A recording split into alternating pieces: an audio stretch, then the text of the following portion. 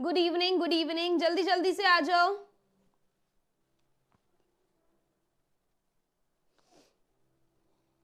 Good evening guys, कैसे हो?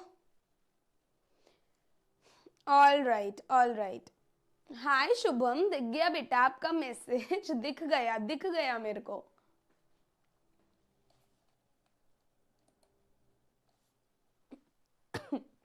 चलिए,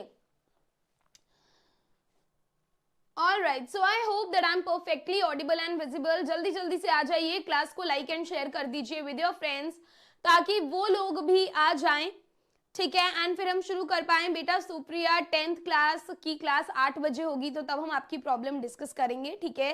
अभी फिलहाल ये 11th की क्लास है, so let me focus on that. Okay बच्चे, चलो सो जल्दी जल्दी से आ जाइए सारे बच्चे। Thank you Rajvanshi, thank you so much. So अभी मुझे फटाफट से ये बताओ, तुम में से कितने बच्चों ने लास्ट क्लास अटेंड करी थी जिसमें मैंने तुम्हें सारा लिटरेचर कराया था। मैंने साथ ही साथ एक और वीडियो अपलोड कर दिया था, ठीक है, जिसपे मैंने तुम्हें फुल लिटरेचर और फुल पोइट्री दिया था। सो आई होप आपने वो देख लिया है। हाँ जी, देखा है कि नहीं, एक बारी जल्दी बता दो प्लीज।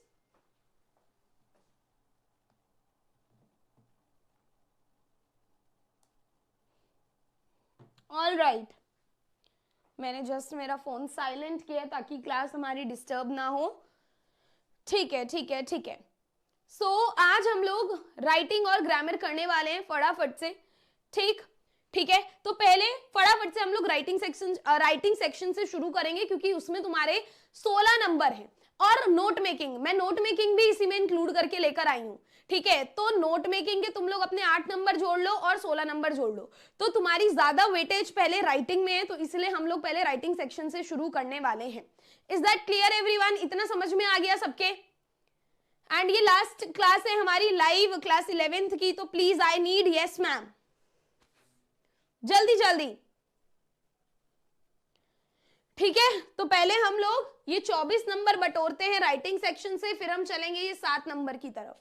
ऑल राइट, तो राइटिंग सेक्शन में यार सबसे पहले हम लोग नोट मेकिंग और समरी से शुरुआत करने वाले हैं। तो मैंने इनके डिटेल लेक्चर्स भी डाल रखे हैं चैनल के ऊपर, बट अभी यहां पर मैं आपको एक और बार कराने वाली हूं कि कौन कौन सी चीजें हैं जो आपको ध्यान में रखनी है। जो 10th के बच्चे आ गए हैं बेटा, 8 बजे क्लास है, चैनल पर दिख रहा है, एक बारी जरा जाकर देख लो। अभी 11th की क्लास को डिस्टर्ब मत करो, ठीक है। सो नोट मेकिंग और समरी से हम लोग शुरू करने वाले हैं। यार देखो, नोट मेकिंग सबसे ज्यादा आसान चीज है, सबसे ज्यादा अगर कुछ दुनिया में आसान है वो है नोट मेकिंग। 8 नंबर तुम्हें फ्री के यहां पर एग्जामिनर दे रहा है। अगर आप में थोड़ी सी भी बुद्धि है, अगर आप में थोड़ा सा भी ज्ञान है, तो 8 नंबर बिल्कुल फ्री के हैं, बटोर लो, ऐसा बोल रखा है एग्जामिनर ने, ठीक है, कि बिल्कुल चीटिंग कर लो, बिल्कुल बटोर लो। अब वो बोलते हैं ना कि नकल के लिए भी अकल चाहिए, बच्चे में अकल ही नहीं है तो फिर वो 8 नंबर देकर क्या करेगा, ठीक है। तो सबसे पहले तो फॉर्मेट समझ लो कि आपको किस स्ट्रक्चर में लिखना है। अब 10th का पेपर देने के बाद तुम्हें इतनी तो अकल आ गई होगी कि 11th के पेपर में या इंग्लिश के पेपर में ओवरऑल प्रेजेंटेशन बहुत मैटर करता है, यस और नो, है ना। इंग्लिश के पेपर में प्रेजेंटेशन बहुत ज्यादा मायने रखती है, बहुत ज्यादा मैटर करता है। अगर आप वहां पे खिचड़ी पकाकर आ जाओगे तो आपको कुछ नंबर नहीं मिलने वाले। सो यहां पर नोट मेकिंग में भी एक फॉर्मेट होता है जिसे आपको फॉलो करना होता है। तो अब ध्यान से मेरी बात को सुनो। सबसे पहले यार देखो, आपकी हेडिंग आती है नोट मेकिंग में, ठीक है। अभी मैं आपको एग्जाम्पल भी दूंगी। तो जो भी आपके पैसेज की हेडिंग है ना, आपको पैसेज पढ़ के लग रहा है कि हाँ भाई ये मेरे पैसेज के अंदर बात हो रही है, ठीक है, वो हेडिंग आपको लिखनी है। पेपर शुरू करने से पहले मैं एक बात बता दूं, आपको खुद में पूरा कॉन्फिडेंस रखना है और आपको समझना है कि आप ही टॉपर हो, ठीक है। ऐसा मैं क्यों बोल रही हूं, क्योंकि जब हम खुद में पूरा कॉन्फिडेंस रखते हैं ना तो हमारा पेपर बहुत बढ़िया होता है। जब हम खुद ही को वीक समझते हैं, ठीक है, तो फिर हमारा पेपर मतलब हम क्या उम्मीद कर सकते हैं खुद से। तो इसीलिए खुद को बोलना भाई तू ही शहंशाह है, ठीक है, तू ही राजा है आज का। तो इसीलिए पूरा दिमाग लगाना कि भाई तू बहुत स्मार्ट है, अपने लिए अच्छी चीजें बोलना, तू बहुत स्मार्ट है, तू आज का पेपर बहुत आसानी से कर लेगा। अब तू फटाफट से नोट मेकिंग कर, ठीक है। तो अब यहां पर सबसे पहले तुम टाइटल लिखोगे। अब टाइटल के बाद जब तुम पूरा पढ़ लोगे, है ना, कि किस बारे में है, तो तुम्हें टाइटल का पता चल जाएगा। अब टाइटल के बाद क्या करना है, एक एक पैराग्राफ को साथ लेते हुए चलना है, ठीक है। अभी मैं करके भी दिखाऊंगी, पहले समझ लो।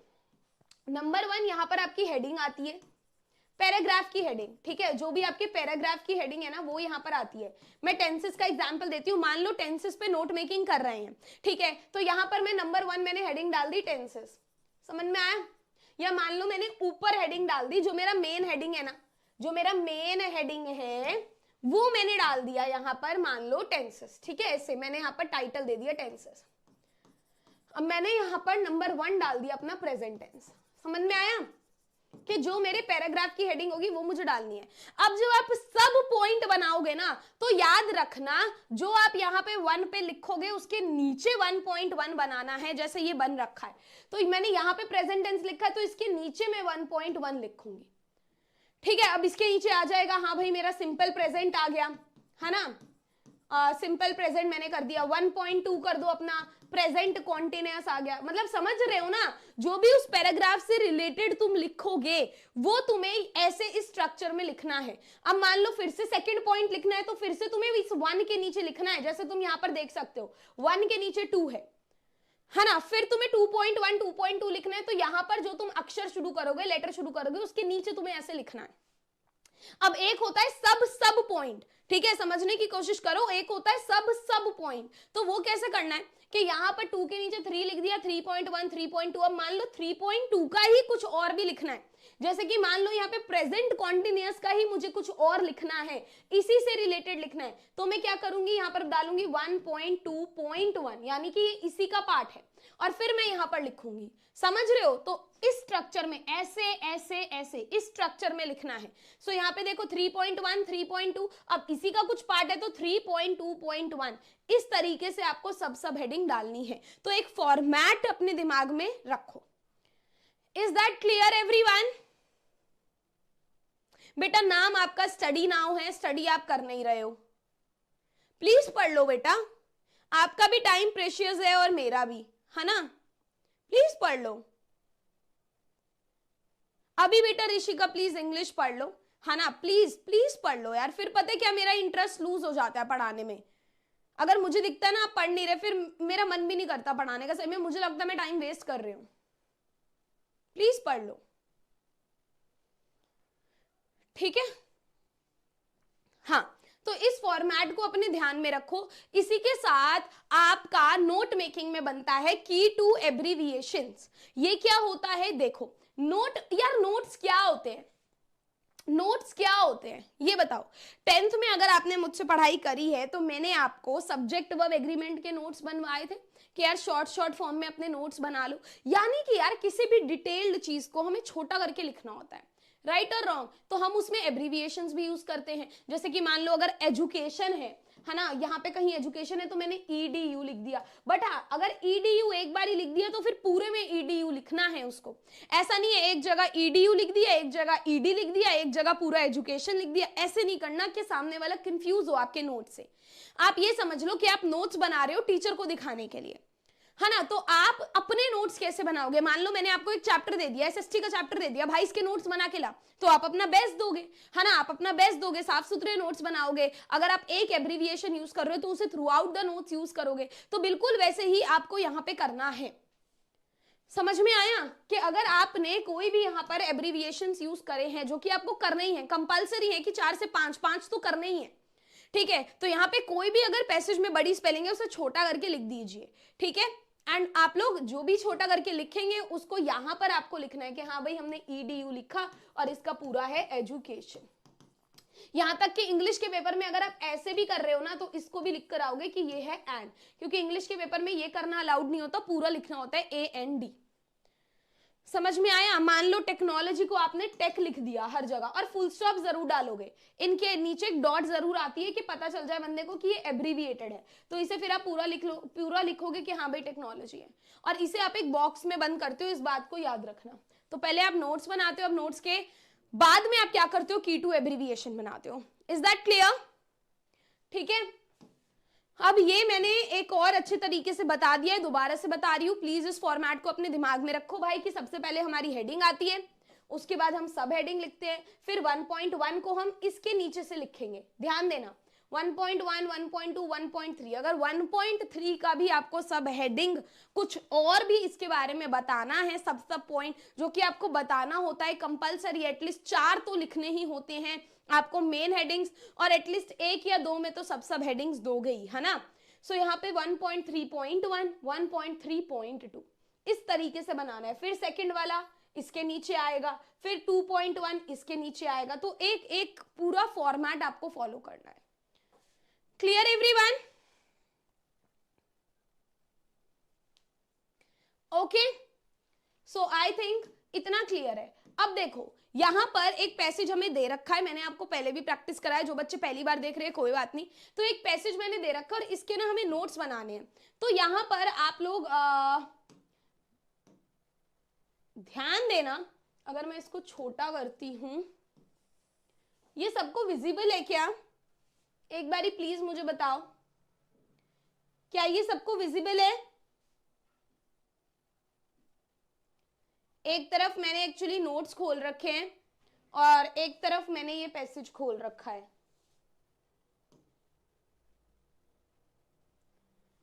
ये विजिबल है क्या सबको? प्लीज एक बारी बताओ यार, दिख रहा है ये जूम करके? मैंने साइड साइड में क्यों खोले हैं? ताकि मुझे बार बार ये आगे पीछे ना जाना पड़े और मैं आपको साइड साइड में समझा पाऊं। नहीं दिख रहा है फिर तो मुझे वैसे ही समझाना पड़ेगा। चलो ठीक है, फिर मैं बड़ा करके ही इसको समझा देती हूँ अगर नहीं दिख रहा है तो। चलो सो यहाँ पर देखो आपको करना क्या है, ध्यान देना। आपको जो क्वेश्चन पेपर है ना वो अपने साइड में रखना है और आंसर शीट इधर रखनी है। अब आप अपने दिमाग से ये बिल्कुल निकाल दीजिए कि पहले हम पूरा का पूरा पैसेज पढ़ेंगे और फिर हम उसके नोट्स बनाएंगे। जी कतई जरूरी नहीं है।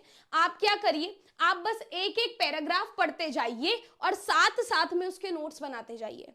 बुक में भी ऐसी करते हो ना, जब अगर आप अपने पर्सनल लेवल पे नोट बनाते हो, आप क्या करते हो, आप साइड साइड में रखते हो और बनाते जाते हो, राइट? बिल्कुल वैसे ही करना है। पूरा पैसेज आपको पढ़ने की जरूरत कतई नहीं है।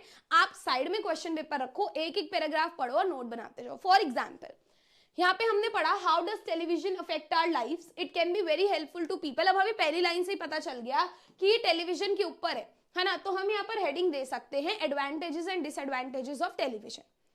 ठीक है, तो सबसे पहले आपको क्या करना है, आपको सबसे पहले हेडिंग डालना है, आपको सबसे पहले टॉपिक लिखना है कि पैसेज में है क्या। जैसे आप चैप्टर का नाम लिखते हो ऊपर, सिंपल सी बात है यार, थोड़ा सा दिमाग लगाओ, है ना। जैसे आप अगर हिस्ट्री के चैप्टर के नोट्स बनाओ या किसी भी चैप्टर के नोट्स बनाओ तो आप क्या करते हो, आप सबसे पहले ऊपर चैप्टर का नाम लिखते हो कि इस चैप्टर के नोट्स है, वरना कैसे पता चलेगा। वैसे ही आपको पैसेज को एक चैप्टर समझना है और आपको उसका ऊपर हेडिंग डालना है कि भाई ये किसके ऊपर है। तो हमने डाल दिया advantages and disadvantages of watching television, बात खत्म। समझ में आया? बेटा बोल तो दिया सृष्टि कि हाँ जी 12th की क्लासेस होंगी मेरी जान, ठीक है 12th की क्लास होगी, पर अभी नहीं हो सकती ना बच्चे, है ना। 11th का पेपर दे लो, मार्च से होंगी 12th का सेशन, मार्च से शुरू होगा, ठीक है। चलिए अब नेक्स्ट देखिए, यहाँ पर फर्स्ट पैराग्राफ पढ़ना है बस, ठीक है। मुझे तो बार बार ही पीछे आगे करना पड़ रहा है क्योंकि ये बोर्ड है, बट आपके सामने क्वेश्चन पेपर होगा। आप अपना क्या करिए, पहला वाला पैराग्राफ पढ़िए, दैट्स इट। तो पहले वाले पैराग्राफ में देखो क्या लिखा है, वेरी हेल्पफुल। हेल्पफुल से हम पता लगा सकते हैं कि यहाँ पर एडवांटेजेस की बात हो रही है, तो भाई बहुत ज्यादा हेल्पफुल है उन लोगों को जो अपने जो शोज हैं टीवी पे वो केयरफुली वॉच करके देखते हैं कि हाँ भाई ये वाला शो इंपॉर्टेंट है, मुझे पहले ये देखना है, मतलब ये वाला मेरे लिए सही है, ये वाला शो अच्छा नहीं है, अप्रोप्रिएटली वो चूज करते हैं, उनके लिए बढ़िया है टीवी। लिखा है ये हमारी नॉलेज को बढ़ाता है ना। बहुत सारे हाई क्वालिटी प्रोग्राम्स हैं जो हमें स्टडी साइंस करने में, मेडिसिन में, अलग अलग आर्ट्स में हेल्प करते हैं हमें जानने में। टेलीविजन ओल्ड पीपल को भी बेनिफिट करता है जो कि अपना घर छोड़ के नहीं जा सकते, यू नो, उनके लिए भी एक सोर्स है काफी ज्यादा अच्छा। पेशेंट्स के लिए भी अच्छा है, हॉस्पिटल में उनका भी मन लगा रहता है। नॉन नेटिव स्पीकर्स के लिए भी अच्छा है कि उन्हें अगर डेली इनफॉर्मल लेवल पे कोई लैंग्वेज प्रैक्टिस करनी है वो भी कर सकते हैं। और हमारी वोकैबुलरी भी बढ़ाता है और लिसनिंग में भी हेल्प करता है। तो हमें ये फर्स्ट पैराग्राफ से ये तो पता चल रहा है ना कि यहाँ पे एडवांटेजेस की बात हो रही है, यस और नो, पता चल रहा है। अब हमें जब ये पता चल गया कि एडवांटेजेस की बात हो रही है तो हम सबसे पहले क्या करेंगे, यहाँ पर अपना हेडिंग डाल देंगे। हम नंबर 1 डाल दिया बेनिफिट्स, ठीक है, यहाँ पर अच्छा एक चीज ये यहाँ पर एक चीज नहीं है जो मैं बता देती हूँ, जैसे कि मैंने आपको पैटर्न बताया है ना कि 1 इन्होंने बेनिफिट्स लिखा है। अब ये जो 1.1 है ना, एडिटिंग के चक्कर में ये यहीं आ गया, तो आपको क्या करना है, इसी चीज का ध्यान रखना है कि बी के नीचे ही आपका 1.1 आएगा और फिर आप लिखोगे, 1.2 आएगा फिर आप लिखोगे, 1.3 आएगा फिर आप लिखोगे। समझ में आया? तो बस इस चीज का ध्यान रखना, यहाँ पर ये एक ही लाइन में है, बट जो मैंने आपको पीछे फॉर्मेट बताया आप उसी के अकॉर्डिंग लिखोगे। सो आई होप इतना आपको समझ में आ जाएगा। ठीक है, अब सबसे पहले हमने क्या पढ़ा था, ये देखो सबसे पहले वाली लाइन में आपने क्या देखा, आपने देखा भाई इंक्रीजेस नॉलेज। तो हमेशा ना पूरे पूरे सेंटेंसेस हमें नोट्स में नहीं लिखने, क्योंकि यार आप वैसे भी किसी भी चैप्टर के नोट्स बनाते हो तो पूरे सेंटेंस थोड़ी लिखते हो, तो पूरे सेंटेंस नहीं लिखने, आपको केवल क्या करना है, छोटे छोटे 2-4 वर्ड्स में लिखना है, उसमें से भी जो बड़े वर्ड्स हैं उन्हें एब्रीविएट करते हुए चलना है। ठीक है, सो यहां पर हमने क्या लिखा, इंक्रीज नॉलेज, तो हम यहां पर क्या आएंगे, 1.1 हेडिंग डालेंगे और यहां पर लिख देंगे इंक्रीजेस नॉलेज। नॉलेज को हमने क्या करा, एब्रीविएट कर दिया, KNOW लिख के फुल स्टॉप लगा दिया। अब यहां पर मेरी एक टिप रहेगी, जैसे ही आप एब्रीविएट करो ना, वैसे ही आप अपने बॉक्स में भी उसको जाकर फटाफट से लिख देना, ताकि आप भूल ना जाओ बाद में। कुछ बच्चे पूरा नोट मेकिंग करने के बाद ये बॉक्स बनाते हैं, मेरा ये मानना है आप साथ साथ बॉक्स भी अपना फिल करते हुए चलो। ठीक है, ताकि बाद का स्यापा ही ना रहे, अगर आप भूल भी जाओ आपके नंबर ना कटे। तो आपने जैसे ही वहां पर एब्रीविएशन किया वैसे ही वहां पर आकर लिख दो। ठीक है, अब नॉलेज बढ़ाते हैं, किस किस चीज की नॉलेज बढ़ाते हैं, यहां पर लिखा है देखो, नॉलेज बढ़ाते हैं ये ठीक है, बट यहां पर इन सब चीजों की नॉलेज बढ़ाते हैं, मतलब हम एक और पॉइंट यहां पर ऐड कर सकते हैं। तो आप लोग लिखो, यहां पर देखो 1.1 हमने लिखा, अब हम इसी के नीचे हम लोग क्या कर रहे हैं, इसको सब पॉइंट इसका दे रहे हैं कि भाई 1.1.1 किसकी नॉलेज बढ़ाता है, आउटसाइड वर्ल्ड की, साइंस की, मेडिसिन की, आर्ट्स की। तो हमने इसी का, ये जो हमारा नॉलेज वाला पॉइंट था, इसी के नीचे 1.1.2, 1.1 मतलब इसी का 0.3, 1.1 मतलब इसी का 4th पॉइंट। तो इस तरीके से हमने ये सारी चीजें लिख दी। ठीक है, अब कंपलसरी नहीं है आप ये करो, हर बच्चे के नोट्स बनाने का तरीका अलग है, तो आप कैसे भी बना सकते हो, बट ये जो स्ट्रक्चर है ये आप फॉलो कर सकते हो। समझ में आया? ऐसे ही आपको आगे चलते जाना है और करते जाना है। अब हमने दूसरा क्या देखा कि भाई ओल्ड लोगों की हेल्प होती है, ये रहा, और साथ ही साथ पेशेंट की भी हेल्प होती है। ठीक है, फिर हमने तीसरा पॉइंट देखा कि नॉन नेटिव स्पीकर्स की हेल्प होती है। तो यही एज इट इज डिट्टो आप लिख सकते हो कि recreation for old people and patients, people को एब्रीविएट कर दिया, and informal language practice, language को एब्रीविएट कर दिया, increases vocabulary, help practice listening, vocabulary को एब्रीविएट कर दिया। जहां जहां एब्रीविएट कर रहे हैं वहां पे फुल स्टॉप लगाते जाओ छोटा करने के बाद, और की टू एब्रीविएशन में साथ साथ ही लिखते जाओ। पीपल, ये देखो एंड को याद रखना है, इसको बच्चे भूल जाते हैं। पहले भी बताया, अगर ऐसा वाला एंड बना रहे हो तो AND लिख कर आना। ठीक है, तो साथ ही साथ लैंग्वेजेस, ये सब हमने वोकैबुलरी में हम लोग ऐड करते गए एब्रीविएशन में। अब देखो सेकंड वाला जो पैराग्राफ है, अब आप इसी तरीके से अपने सारे नोट्स बना सकते हो। अब सेकंड वाले का मेन टॉपिक क्या है, मेन टॉपिक मिल गया भाई डिसएडवांटेजेस। सो नंबर 2 पे हम लोग जाकर क्या लिख देंगे, नंबर 2 पे लिख देंगे डिसएडवांटेजेस, है ना। फिर सिंपल तरीके से हम 2.1, 2.2, 2.3 इस तरीके से हम लोग हमारे सारे पैराग्राफ के अकॉर्डिंग नोट्स बनाएंगे। Am I clear guys? ठीक है, जब आपके सारे के सारे पैराग्राफ पूरे हो जाए, आप ध्यान रखना एटलीस्ट चार सब पॉइंट्स तो बनाने ही हैं, 4 से कम पेपर में नहीं बनाने। ठीक है, 4 सब पॉइंट्स बनाने हैं। ये जो 1.1, 1.2 हैं, ये आपको एटलीस्ट 3 से 4 बनाने ही हैं। ठीक है, एंड ये जो सब पॉइंट है 1.1.1, 1.1, ये एटलीस्ट आपको 4 में से 2 में तो करना ही है। समझ में आया? तो ये बहुत आसान है, बिल्कुल फ्री के नंबर हैं ये। अब आपको लास्ट पॉइंट, जब आप ये भी कर दो, जब आप अपना की टू एब्रीविएशंस भी कर दो, ठीक है, याद रखना अगर आपने नॉलेज को यहां पर ऐसे लिखा है तो आप थ्रू आउट नॉलेज को ऐसे लिखोगे। आप फिर ये नहीं है कि कहीं और जाकर आप पूरी स्पेलिंग चेप आओ, नहीं, आपने जहां पे नॉलेज को शॉर्ट करके लिखा आप वैसे ही लिखोगे। ठीक है, अब लास्ट चीज जो नोट मेकिंग में आती है वो है आपकी समरी। ठीक है, अब आपको क्या करना है, इस पूरे को समराइज करना है। तो समरी के लिए गलती से भी क्वेश्चन पेपर में मत देखना। ठीक है, you don't need your question paper for summary. जो आपने यहाँ पर शॉर्ट नोट्स बनाए हैं, नोट्स में हर लाइन डालने की जरूरत नहीं है। नोट्स आपके अकॉर्डिंग होने चाहिए, आप बादशाह हो नोट्स के, है ना, आपका जो मन करे आप वो डालो। हर लाइन इंक्लूड करने की जरूरत नहीं है, नोट्स बहुत लेंदी बनाने की जरूरत नहीं है। आपको समरी में वही लिखना है जो आपके नोट्स में लिखा है, बस इसे आप बेसिकली क्या करो, इसे आप सेंटेंस फॉर्म में लिख दो। फॉर एग्जाम्पल ये देखो, बस इतनी आपकी समरी होनी चाहिए, दैट्स इट। इससे ज्यादा लंबी नहीं, पूरा का पूरा पैराग्राफ नहीं लिखना। कुछ बच्चे क्या करते हैं, क्वेश्चन पेपर की कुछ कुछ लाइन छोड़ छोड़ के वही लिखाते हैं, तो ऐसा एग्जामिनर ऐसे नहीं चेक करता, आपकी टीचर ऐसे नहीं चेक करती। टीचर चेक करती है कि जो तुमने नोट्स में पॉइंट लिखे वो यहाँ पर है कि नहीं। ठीक है, तो सबसे पहले लिखा हुआ है कि watching television increases knowledge of the outside world, science, medicine, different art. तो बिल्कुल जो यहां पर लिखा है वही, कि देखो watching television increases knowledge of outside world, science, medicine, different art. देख रहे हो, सारी की सारी चीजें यही ऐसे ही चलनी चाहिए, एक भी वर्ड कहीं से और से नहीं आना चाहिए। फिर आप आगे बोल सकते हो, there are many disadvantages, people watch for 6 hours और more, students stare at screen for hours, it has also negative influence, है ना, it has the impact on human brain, it leads to poor concentration. तो बिल्कुल यहीं से आपको अपनी summary लिखनी है डिट्टो, तभी वो आपकी छोटी समरी बन पाएगी। अगर आप सोचो भाई मैं पैसेज से उठा के लिख दूं तो नहीं हो पाएगा। Am I clear everyone? ठीक है, तो इस तरीके से आपको अपनी समरी लिखनी है। अगर आप इस तरीके से करके आते हैं तो पूरे 8 नंबर आपकी जेब में है, कोई आपको नहीं रोक सकता। Is it clear? हाँ बेटा, राइटिंग सेक्शन और ग्रामर पूरा करेंगे अभी। शॉर्ट वर्ड्स के नीचे अंडरलाइन भी वो आपके ऊपर है, आप कर भी सकते हो, आप नहीं भी कर सकते हो, कोई दिक्कत वाली बात नहीं है, बट फुल स्टॉप आपको लगाना है एब्रीविएशन के नीचे। ठीक है, ओके चलिए नेक्स्ट पे चलते हैं, पोस्टर मेकिंग। पोस्टर मेकिंग यार देखो 3 नंबर का आ रहा है। ठीक है, बहुत सारे बच्चे डरे रहते हैं, अरे अरे अरे अरे, मैं बोल रही हूँ बहुत आसान है यार, मतलब ये चीजें इतनी आसान है ना, स्पीच और डिबेट में समझ सकती हूँ एक बार को, बट एडवर्टीजमेंट और पोस्टर तो ऐसी चीज है जो तुम बिल्कुल रट के जाओ और वहां पे कराओ, सबसे कम टाइम में ये बन जाते। 3 नंबर का है तो तुम्हें 5 से 7 मिनट से ज्यादा इस क्वेश्चन पे इन्वेस्ट नहीं करना, it is not worth it. ठीक है, पोस्टर मेकिंग में यही टिप होती है कि तुम ज्यादा से ज्यादा पोस्टर्स को देख के जाओ, ज्यादा से ज्यादा पोस्टर देखोगे तो उसमें जो कोट्स यूज हुए होते हैं वो तुम्हारे दिमाग में बैठेंगे और वहां जाके यूज कर पाओगे।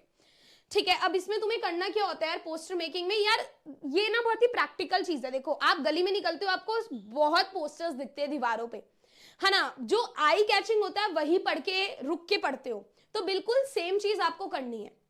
ठीक है, आपका पोस्टर प्रेजेंटेबल होना चाहिए, दिखने में अच्छा होना चाहिए, पोस्टर के अंदर कटिंग नहीं होनी चाहिए। आप खुद सोचो, अगर आप एक पोस्टर देख रहे हो, अगर उसके अंदर भी काटा पीटी हो रखी है, क्या आप उसे रुककर पढ़ोगे? क्या आप उसको देखोगे?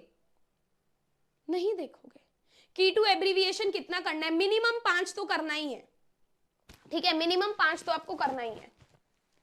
ऑल राइट, तो याद रखना कि पोस्टर में कोई भी काटा पीटी नहीं होनी चाहिए, बहुत ही साफ सुथरा पोस्टर होना चाहिए, विजुअल्स होने चाहिए। विजुअल का मतलब ये नहीं है कि आप वहां ड्राइंग करो, ड्राइंग अच्छी नहीं है, नहीं हो पाती, कोई बात नहीं, ड्राइंग की जरूरत नहीं है, उससे रिलेटेड विजुअल। बेसिकली आपकी ड्राइंग चेक नहीं कर रहे, आपकी क्रिएटिविटी चेक कर रहे हैं कि आपके दिमाग में क्या आ रहा है पोस्टर से रिलेटेड। वो ये नहीं चेक करेंगे आपने टेढ़ा पेड़ बनाया है या आप अच्छे से पानी की ड्रॉप नहीं बना पाए, नहीं, वो देख रहे हैं आपकी क्रिएटिविटी लेवल कि आप कितने ज्यादा क्रिएटिव हो। ठीक है, आप क्या सोच सकते हो। तो याद रखना यार, पोस्टर बेसिकली होता क्या है, पोस्टर को क्यों बनाया जाता है भाई, कोई भी हमें सोशल मैसेज स्प्रेड करना है, अवेयरनेस हमें अगर स्प्रेड करना है तो हम पोस्टर बनाते हैं, राइट यही करते हैं ना। अगर पानी हमें बचाना चाहिए तो तभी पोस्टर्स हम देखते हैं ना, पानी बचाओ, या फिर अगर वो होता है लड़की पढ़ाओ लड़की बचाओ वाले पोस्टर्स, है ना, क्यों? क्योंकि एक समाज में एक मैसेज पहुंचाना चाहते हैं, समझ रहे हो? ठीक है, तो ये आधे तो तुम्हारे नोटिस राइटिंग की तरह होते हैं, आधे तुम्हारे एडवर्टीजमेंट की तरह होते हैं। ठीक है, उनका मिक्सचर होता है पोस्टर्स। ठीक है, इनका क्या होता है, मिक्सचर होता है, इसमें कोई ग्रामेटिकल स्ट्रक्चर फॉलो करने की जरूरत नहीं है, कोई पूरी पूरी लाइंस लिखने की जरूरत नहीं है, नहीं, इसमें शॉर्ट शॉर्ट लाइंस लिखी जाती हैं। पोस्टर में कब देखा आपने पूरी पूरी लाइंस लिखते हुए? क्या पोस्टर में लिखा होता है वो बेटी बचाओ बेटी पढ़ाओ के नीचे अगर आपने बेटी नहीं बचाई या इतनी बेटियां इसमें मारी, नहीं, कुछ नहीं लिखा होता। तो पूरी पूरी भर भर की लाइंस नहीं लिखनी, ग्रामेटिकल स्ट्रक्चर यहाँ पे नहीं होता है।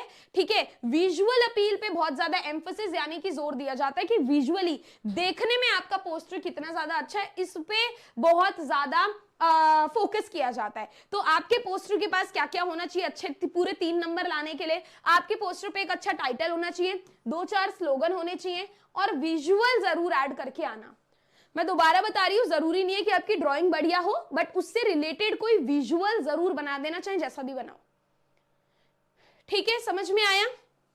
नोट्स भी बॉक्स में रहेंगे, नहीं नहीं बॉक्स में डालने की जरूरत नहीं है, की टू एब्रीविएशन को बॉक्स में डालना है, नोट्स को बॉक्स में डालने की जरूरत कतई नहीं है। ठीक है, अब यहां पर देखो, अगर आप कोई इवेंट रिलेटेड पोस्टर बना रहे हो, वैसे तो बहुत कम होता है पेपर में कि इवेंट रिलेटेड पोस्टर आ गया।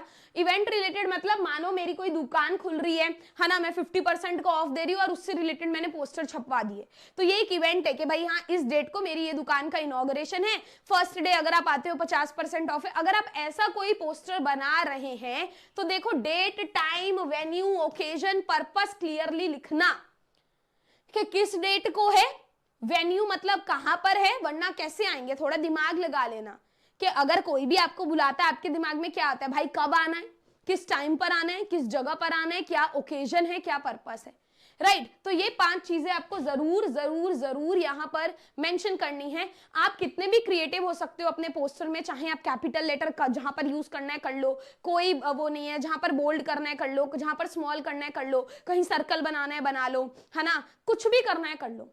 जैसे आपने देखा होगा ना, सेल के लिए लोग ऐसे वाला यूज कर लेते हैं, ऐसे लिख देते हैं सेल, है ना, तो ये अट्रैक्टिव लगता है, या फिर कुछ सर्कल्स में लिख देते हैं कि this this this this this फलाना चीजें, है ना, या पानी के लिए कैसे एक ड्रॉपलेट सा बना देते हैं, या ब्लड के लिए बना देते हैं, समझ रहे हो? तो इस तरीके से आपको कोई ना कोई विजुअल देना है।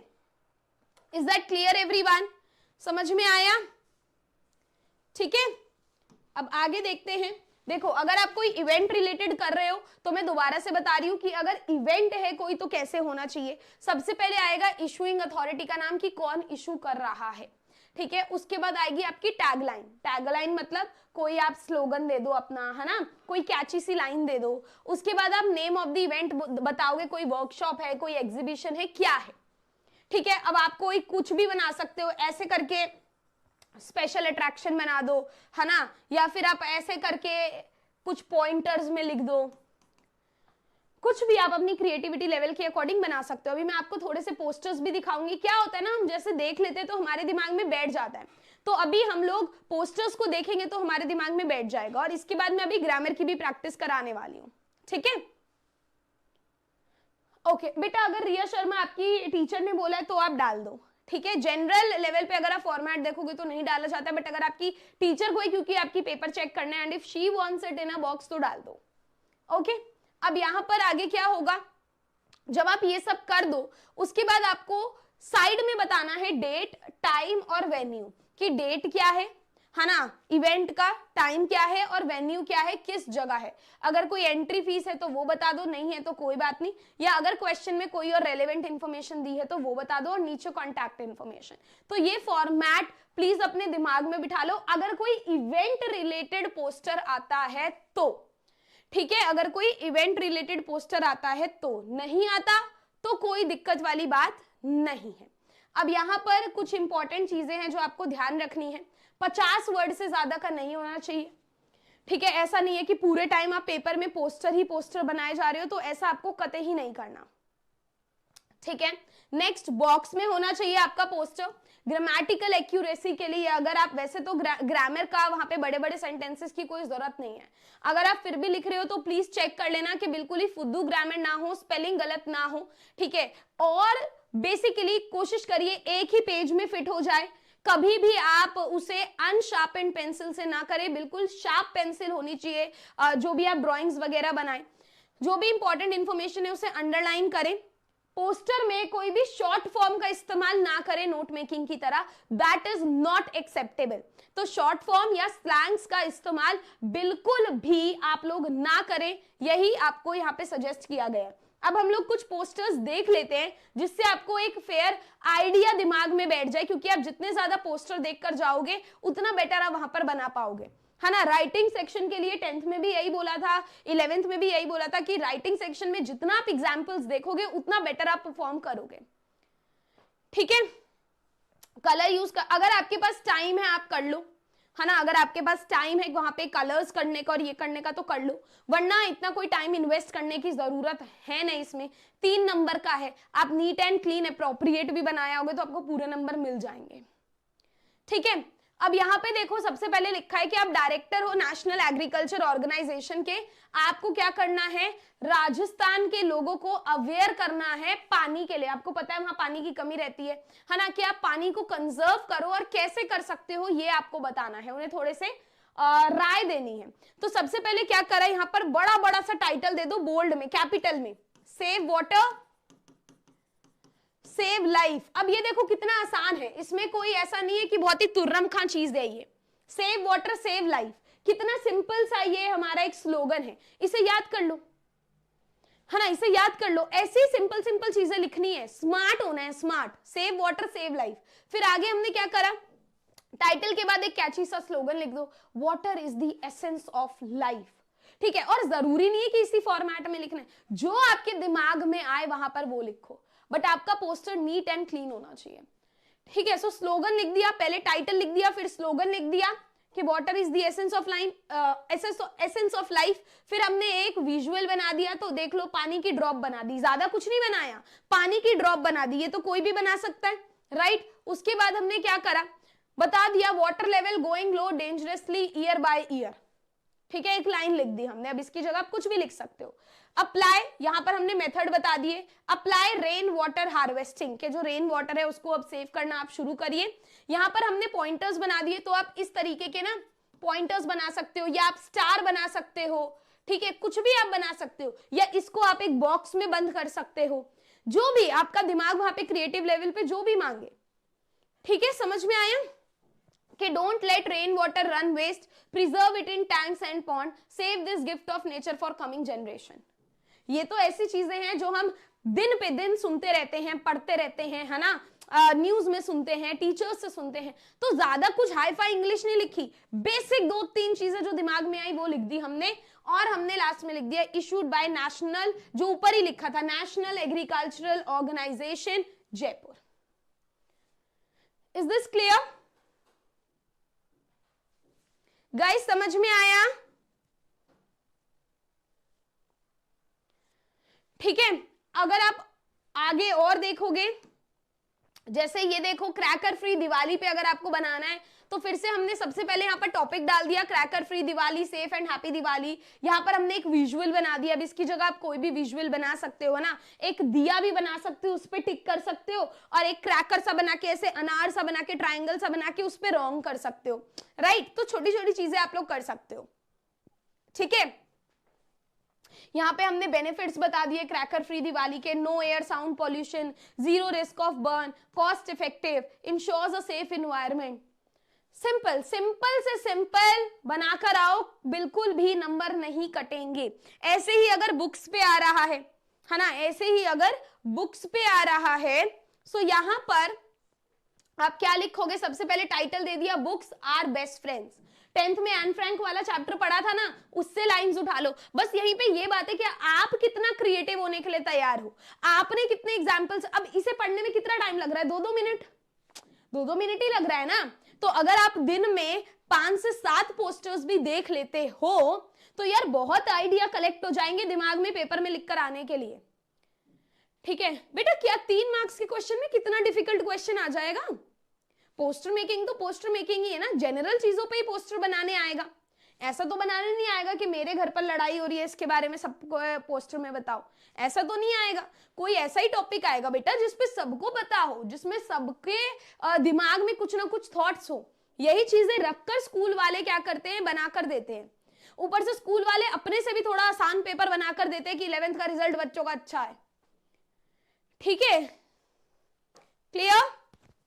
जो पिक्चर है वो पेन से बनानी है, पेंसिल से यार आप पे डिपेंड करता है, मेरा मानना है पेंसिल से बना लो, है ना। क्यों बना लो पहले पेंसिल से, क्योंकि अगर गलत भी हुई तो मिटा पाओगे, है ना। मान लो गलत भी हो गई तो उसको थोड़ा सा पहले मिटा पाओगे फेयर करने से पहले, बाद में उसे ब्लैक पेन से कर देना, क्या दिक्कत है एंड में, बिल्कुल। ठीक है, समझ में आया? अब बुक्स आर बेस्ट फ्रेंड्स हमने लिख दिया। एन फ्रैंक वाला भी एग्जाम्पल दे सकते हो, वो भी लिख सकते हो कि paper has more patience than people, वो भी कहीं पर ऐसे ऐसे स्टार सा बनाकर आप लोग लिख सकते हो। ठीक है, अब यहां पर हमने बुक्स लिख दिया, यहां पर ऐसे कर दिया इन्फॉर्म, इंस्ट्रक्ट, डिलाइट, एनरिच, जो भी 4 पॉइंट्स आए, यहां पर एक बुक बना दी, बता दिया your school library has 10,000 books. फिर हमने बोल दिया take a book a day, don't delay.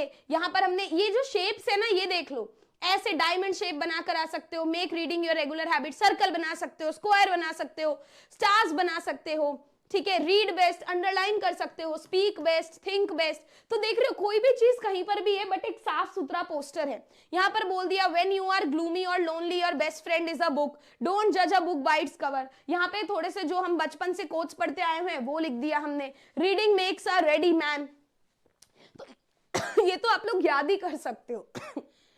ठीक है जी। अगर कोई इश्यूइंग अथॉरिटी का नाम है तो लास्ट में पोस्टर में वो लिखना है बेटा, अगर नहीं है तो नहीं लिखना। ठीक है, नेक्स्ट देख लो, अगर ट्रीज पे है तो हग अ ट्री, यहां पर एक ट्री बना दिया, ऊपर हग अ ट्री लिख दिया, इसी से आपकी क्रिएटिविटी का पता चल गया। अब कोई भी अगर एनवायरमेंट से रिलेटेड आए तो ये बनाया ना, क्या दिक्कत है, लिख दो trees need help, trees are our best friends, all parts of trees are useful to us, do not cut trees keep the environment clean, gives us oxygen, use recycled paper, plant more trees, we love trees, use substitute of wood for construction, है ना, issued by trees lover group। अगर question में दिया तो last में लिख दो। So basically full sentences की जरूरत नहीं है, अलग अलग शेप्स का यूज कर लो, डायमंड का कर लो, सर्कल का कर लो, है ना, स्क्वायर का कर लो, पॉइंटर्स बनाया हो, स्टार्स बनाया हो, कोट्स याद कर लो, स्लोगन्स याद कर लो, इजी इजी से स्लोगन्स, कोई दिक्कत वाली बात नहीं है। कहीं पर कुछ पढ़ा होगा उसको जाकर लिखा हो शॉर्ट फॉर्म में। ठीक है, ओवरऑल प्रेजेंटेबल होना चाहिए, 3 मार्क्स का है। ठीक है, गॉट इट। चलो, अब यहां पर मैंने आपके लिए कुछ कोट्स आपको दे दिए कि आपको ना ढूंढना पड़े। अगर कोई भी हेल्थ से रिलेटेड आता है तो आप ये वाले कोट्स को यूज कर सकते हो कि just for the health of eat good और die bad, put it in the waste not on your waist, है ना, ये भी अच्छा है। तो ये बेसिकली कुछ कोट्स जो आपको थोड़े से कैचिंग लगे आप याद करके चले आना। ये आपकी एजुकेशन से रिलेटेड है, कोई भी एजुकेशन से रिलेटेड पोस्टर आए तो आप लोग इन कोट्स का इस्तेमाल कर लो कि भाई an educated mind is better than empty one, educated mind can teach many. ठीक है, ये अगर कोई भी इन्वायरमेंट से रिलेटेड आए आप इनका इस्तेमाल कर लो कि stop polluting, think before you trash it, if you can not reuse refuse.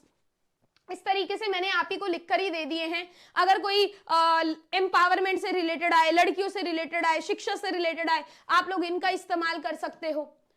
ठीक है, समझ में आया? तो मैंने आपको दे भी दिया है पोस्टर से रिलेटेड कोट्स, आप लोग 2-4 यहां से पढ़ के चले आओ, मस्त तरीके से लिखकर आ जाओगे। Am I clear everyone? ठीक है, अब हम चले एडवर्टीजमेंट पे। यार देखो, एडवर्टीजमेंट भी बहुत आसान है, ये भी तुम्हारा 3 नंबर का आएगा। इसमें क्या है, कुछ कुछ पॉइंट्स आपको याद करने, दैट्स इट। कुछ कुछ एडजेक्टिव्स हैं जो आपको याद कर लेने, दैट्स इट। वही सेम आपको चेप के आने होते हैं, बस क्वेश्चन में जो दिया है वो आपको अलग अलग क्वेश्चन के हिसाब से लिखना है, वरना एक सेम ढांचा है, एक सेम स्ट्रक्चर है, वो आपको लिखकर आना है। जैसे फॉर्मल लेटर में होता था क्लास 10th में कि थ्रू द कॉलम्स वाली लाइन सेम है, प्रॉब्लम चेंज करना है, बिल्कुल वैसे ही यहाँ पूरा का पूरा स्ट्रक्चर सेम है। आपको क्या करना है, यहाँ पर केवल आपको एडजेक्टिव्स जो हैं वो सेम लिखने हैं और केवल जो क्वेश्चन में पोस्ट है वो चेंज करना है, दैट्स इट। एब्रीविएशन से पहले समरी लिखनी है, नहीं समरी लास्ट में लिखनी है। ठीक है, अब यहां पर देखो एडवर्टीजमेंट में क्या कर लोगे, पहले तो समझ लो कौन से टाइप की एडवर्टीजमेंट है, क्योंकि टॉप पर आपको क्या लिखना होता है, टॉप पर आपको हेडिंग देनी होती है कि कौन से टाइप की है। सिचुएशन वेकेंट है, वांटेड है, सेल है, टू लेट है, अकोमोडेशन वांटेड है ना, लॉस्ट एंड फाउंड है, क्या है। ठीक, एडवर्टीजमेंट पता है ना, एड। अगर एडवर्टीजमेंट नहीं पता तो अपने घर का न्यूज़पेपर उठाओ, उसके क्लासिफाइड सेक्शन में चले जाओ, वहां पर देखो कितनी एडवर्टीजमेंट आई हुई है, बिल्कुल वैसे ही लिखना है। 3 नंबर की है, इतना सा लिखना है 50 वर्ड में, इससे ज्यादा नहीं। ठीक है, आप इसकी पीडीएफ दोगे? हाँ, टेलीग्राम पे दूंगी, टेलीग्राम का लिंक पहले नंबर पे है डिस्क्रिप्शन में। अभी क्लास छोड़ के मत जाना क्योंकि ग्रामर बाकी है, ग्रामर की प्रैक्टिस करके जाना। ग्रामर के लिए मैं एडुकैड के सैंपल पेपर से आज क्वेश्चन लेकर आई हूं, 3 सैंपल पेपर से क्वेश्चंस लेकर आई हूं ग्रामर के, तो वो करके जाना। ठीक है, चलो अब यहां पर देखो तुम लोग, सिचुएशन वेकेंट क्या होता है। सबसे पहले तो ये हम तब लिखते हैं जब कोई एम्प्लॉयर जो है वो देख रहा है किसी को हायर करने के लिए, है ना, उसके पास कोई पोस्ट खाली है और वो चाहता है कि आप आकर उसके लिए काम करो। ठीक है, तब ऐसी जगहों पे हम डालते हैं सिचुएशन वेकेंट। सिचुएशन वांटेड क्या होता है, जब एक जॉब सीकर है, मान लो मुझे जॉब की जरूरत है तो मैं ऐड दे रही हूं, है ना, तब मैं डालूंगी सिचुएशन वांटेड। फॉर सेल जब आप कुछ बेच रहे हो, टू लेट जब आप कुछ रेंट पे दे रहे हो। आपने टू लेट के बोर्ड्स भी देखे होंगे जगह जगह पर, मतलब कि जगह खाली है, आप रेंट पे दे रहे हो कोई चीज। अकोमोडेशन वांटेड मतलब आप रहने के लिए कोई ठिकाना ढूंढ रहे हैं, ठीक है, कि अगर मैं कोई रहने के लिए जगह देख रही हूं तो ये मैं ऐड दे रही हूं, that is your accommodation wanted. समझ में आया बेटा? बताया तो एंड में पोस्टर के अगर इशूइंग अथॉरिटी का नाम अगर गिवन है तो आप वो डालोगे, नहीं गिवन है तो नहीं डालोगे, ठीक है। अब मैट्रिमोनियल्स तो वैसे आता ही नहीं है, बट ये तब लिखते हैं कि जब कोई मैरिज कैंडिडेट्स है। नेक्स्ट है मिसिंग। मिसिंग आप तब लिखोगे जब आपकी कोई चीज मिस हो गई है, तो ये लिखना बहुत ज्यादा जरूरी है। अब इसमें कुछ कुछ पॉइंटर्स हैं जो मैं बता देती हूँ, जो आप कान खोलकर सुन लीजिए। पूरे पूरे सेंटेंसेस आपको कतई नहीं लिखने हैं यहाँ पर, सबसे पहली बात, ठीक है। पूरे सेंटेंसेस आपको यहाँ पर नहीं लिखने हैं, 50 वर्ड के अंदर लिखना होता है। तो अगर आप 50 वर्ड से ज्यादा लिखोगे तो आपको एक्स्ट्रा नंबर नहीं मिलेंगे, उल्टा कट जाएंगे, ठीक है। So choose your words wisely, पूरे पूरे सेंटेंसेस नहीं लिखने हैं। कॉमा डाल डाल के आपको क्या करना है, यहाँ पर अपने जो बात है वो लिखनी है, ठीक है। अब यहाँ पर कॉन्टैक्ट डिटेल्स आपको डालनी होती हैं, अपनी पर्सनल आपको नहीं देनी होती, क्वेश्चन में गिवन होंगी तो आपको डालनी है। अब यहाँ पर आपको बेसिकली बॉक्स बनाना है, बॉक्स के अंदर एडवर्टीजमेंट डालना है। शार्प पेंसिल से बॉक्स बनाकर आना, पहले एडवर्टीजमेंट लिख लेना फिर बना लेना, पेंसिल से ही बनाना, ठीक है। नीट एंड क्लीन होना चाहिए, गुड प्रेजेंटेशन के साथ। और जाने से पहले, ये मैंने स्टार्टिंग में भी बोला था जब मैंने जुलाई में आपको पढ़ाना शुरू करा था, कि प्लीज बहुत सारी एडवर्टीजमेंट देख कर जाओ, क्योंकि प्रैक्टिस मेक्स अ मैन और वुमेन परफेक्ट। जैसे आप बहुत सारे पोस्टर देखोगे, आपके दिमाग में आइडिया बैठेगा, रेदर देन गोइंग बिल्कुल ही नल, बिल्कुल ही ऐसे जा रहे हैं ब्लैंक यूं। इससे बेटर है कि आप लोग कुछ कंटेंट अपने दिमाग में लेकर जाओ, प्रैक्टिस कर जाओ, ठीक है। सो यहां पर हम लोग देख लेते हैं, लिखा हुआ है you are Harish Harshita of 12 Sevanagar Pune. ये 2018 का क्वेश्चन है। आपको अपना फ्लैट बेचना है क्योंकि आप दूसरी सिटी में जा रहे हो। अब आपको एक एडवर्टीजमेंट डालना है, 50 वर्ड से ज्यादा नहीं होनी चाहिए, ठीक है। And it should be published in Pune times. तो आप यहाँ पर क्या डालोगे, फॉर सेल। आप बेच रहे हो ना, तो आप फॉर सेल डालोगे, बेसिकली बीच में डालना है, ठीक है। बहुत सारे स्कूल्स में साइड में डलवाते हैं, तो वो आप देख लेना आपका स्कूल की टीचर ने जो भी बोला है, बट वरना आपको यहाँ पे बीच में लिखना होता है, ये यहाँ पर फॉर सेल, ठीक है।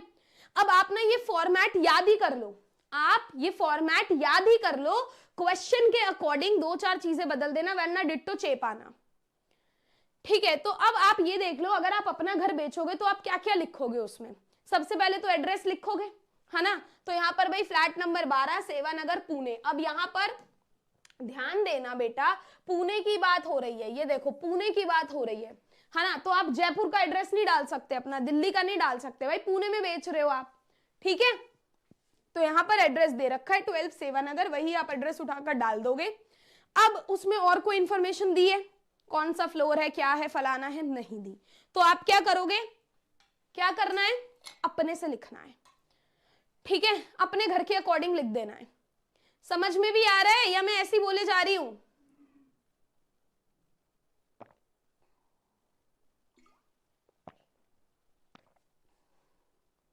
गाइस सुन रहे हो? 3 नंबर मिलते हैं बेटा नीतू समरी के आपको।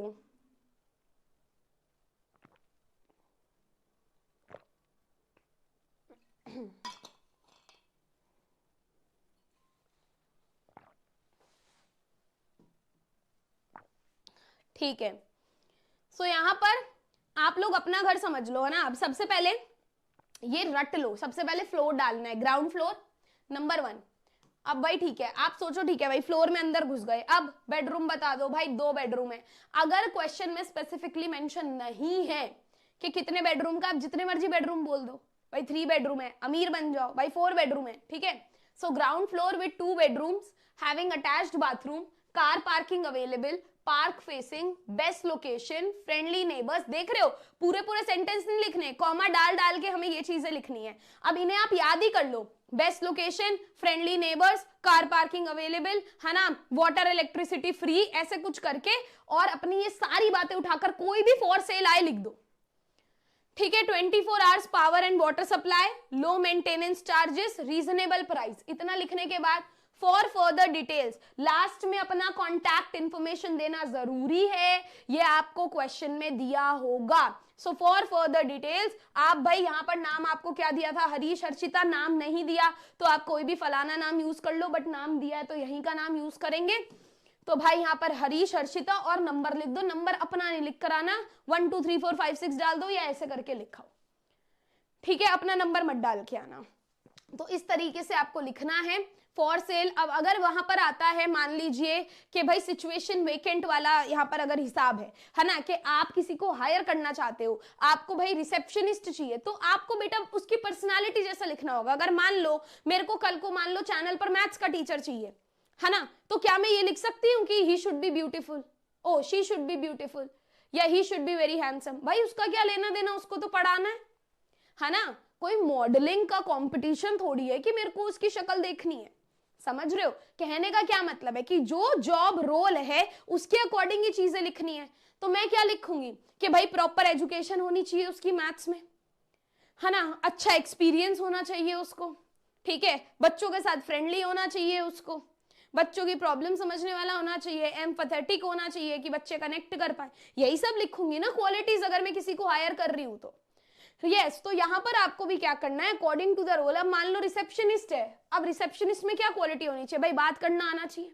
रिसेप्शन पे बैठी है तो बात तो करेगी ना, कहीं पर भी जाओगे रिसेप्शन पे कोई बैठा है बात ही नहीं कर पा रहा है तो फिर बताओ वो क्या करेगा वहां पे बैठ के, राइट? तो इसीलिए यहां पर आपको क्या करना है, आपको अकॉर्डिंग टू द रोल, जो भी रोल गिवन है ना उसके अकॉर्डिंग ही आपको एडजेक्टिव्स लिखने कि भाई ये होना चाहिए।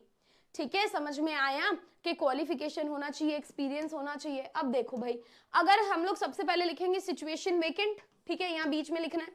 अब ये आप एज इट इज याद कर लो, अगर कोई रिसेप्शन से रिलेटेड आता है लिख सकते हो कि भाई यंग होनी चाहिए, स्मार्ट होनी चाहिए, डायनामिक होनी चाहिए, फ्रेंडली होनी चाहिए, फीमेल रिसेप्शनिस्ट चाहिए for sunrise global school Agra.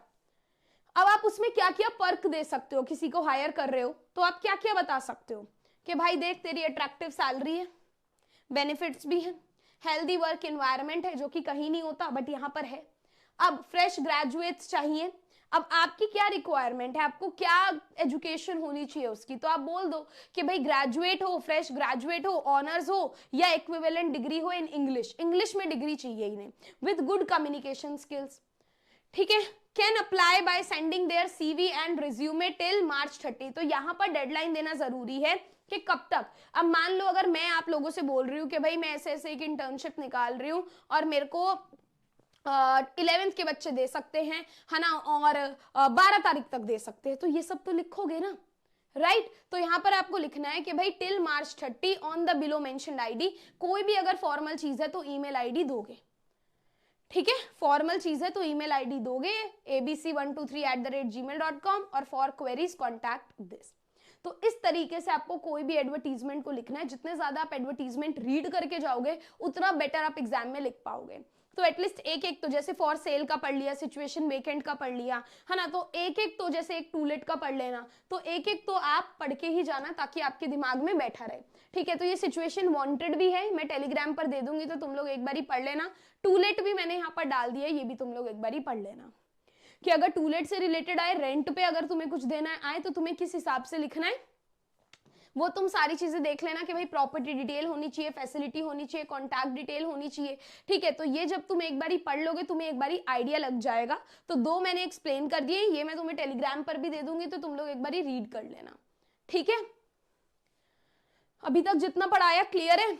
अब आते हैं स्पीच और डिबेट पे, ठीक है, ओके। अब स्पीच और डिबेट आपका 5-5 नंबर का है।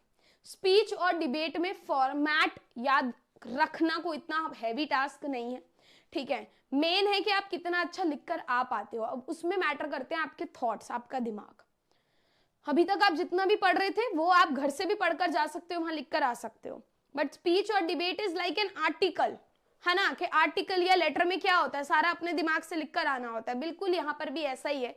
तो इसमें आप जितना अगेन राइटिंग सेक्शन में एग्जाम्पल्स को रीड करके जाओगे उतना बेटर होगा।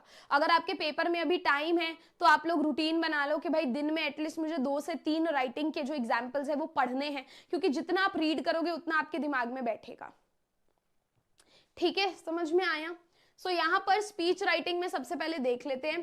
भाई स्पीच राइटिंग में पहली बात तो एग्जाम में ही कोई भी चीज आप पर्पसलेसली नहीं लिखते हो, ठीक है? हर चीज के पीछे एक पर्पस होता है, क्योंकि आपके पास इतना टाइम नहीं होता है कि आप वहां बैठ के मच्छर मारो, राइट? आपको एक पर्पस के साथ चीजों को लिखना होता है। तो आप जब भी स्पीच लिखो, आप भाषण क्यों देते हो?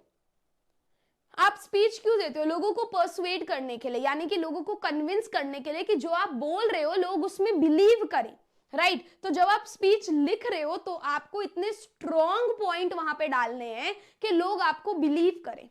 समझ में आया? कि लोगों को आप सही इंफॉर्मेशन दो, लोग आपको बिलीव करें, आप उनको कन्विंस करो, ठीक है? तो अगर आप बहुत हाई फाई वोकैबुलरी भी ना लिख पाओ तो ट्राई करना कि बहुत ही क्लियर कट तो आप लिखकर आ पाओ।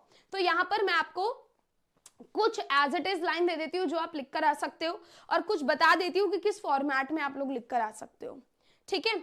सो यहाँ पर देखो, सबसे पहले आप शुरू कर सकते हो किससे? सैल्यूटेशन के साथ, ठीक है? मान लो आपने कभी अपनी स्कूल असेंबली में भी स्पीच दिया होगा, तो कैसे देते हो?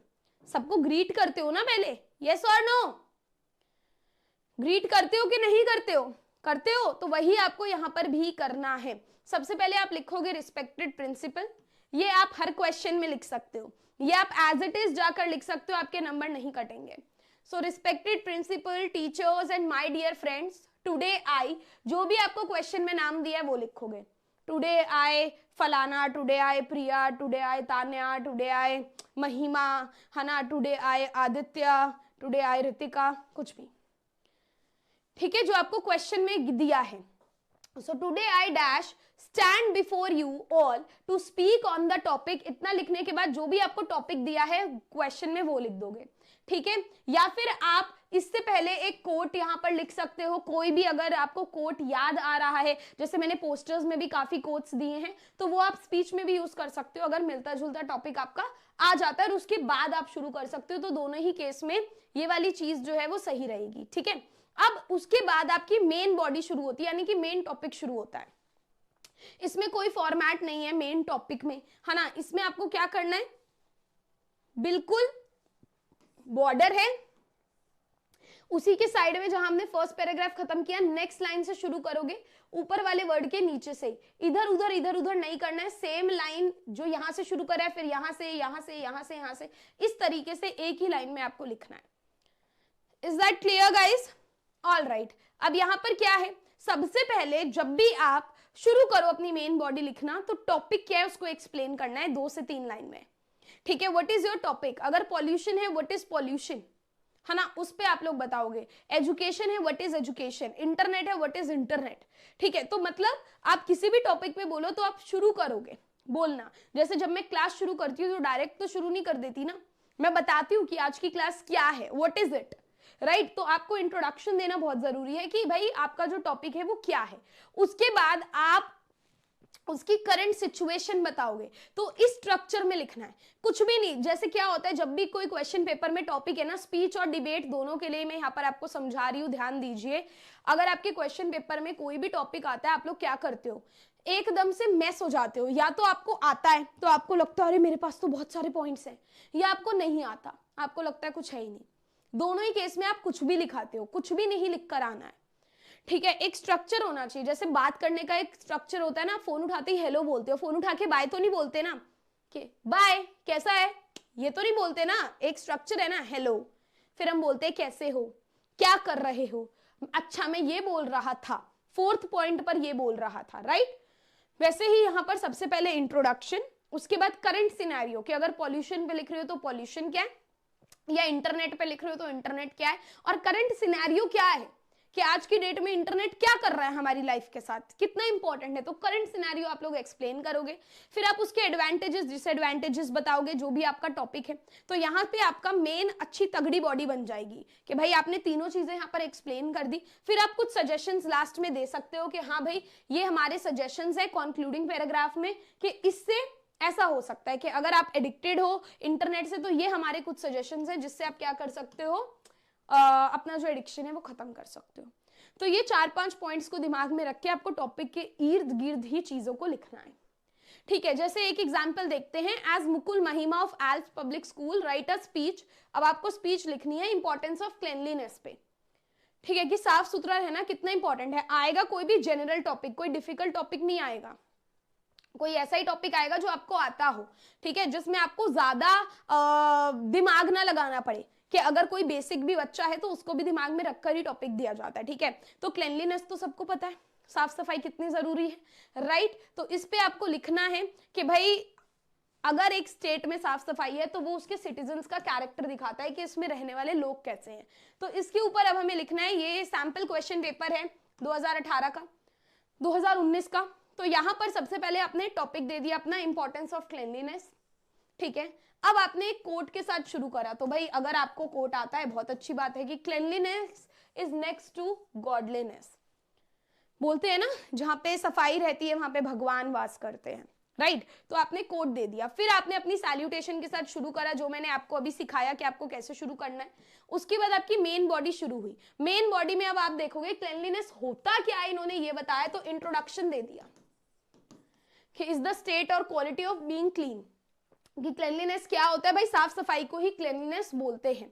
तो बहुत ज्यादा जरूरी है कि सब लोग इसके बारे में सीखे कि हाइजीन क्या होता है ना। अब अगर आप पब्लिक टॉयलेट्स में चले जाओ, आपको वहां पे हाइजीन का माइनस में एच भी नहीं दिखेगा, है ना, क्योंकि लोगों को लगता है यार ये हमारे घर का थोड़ी है।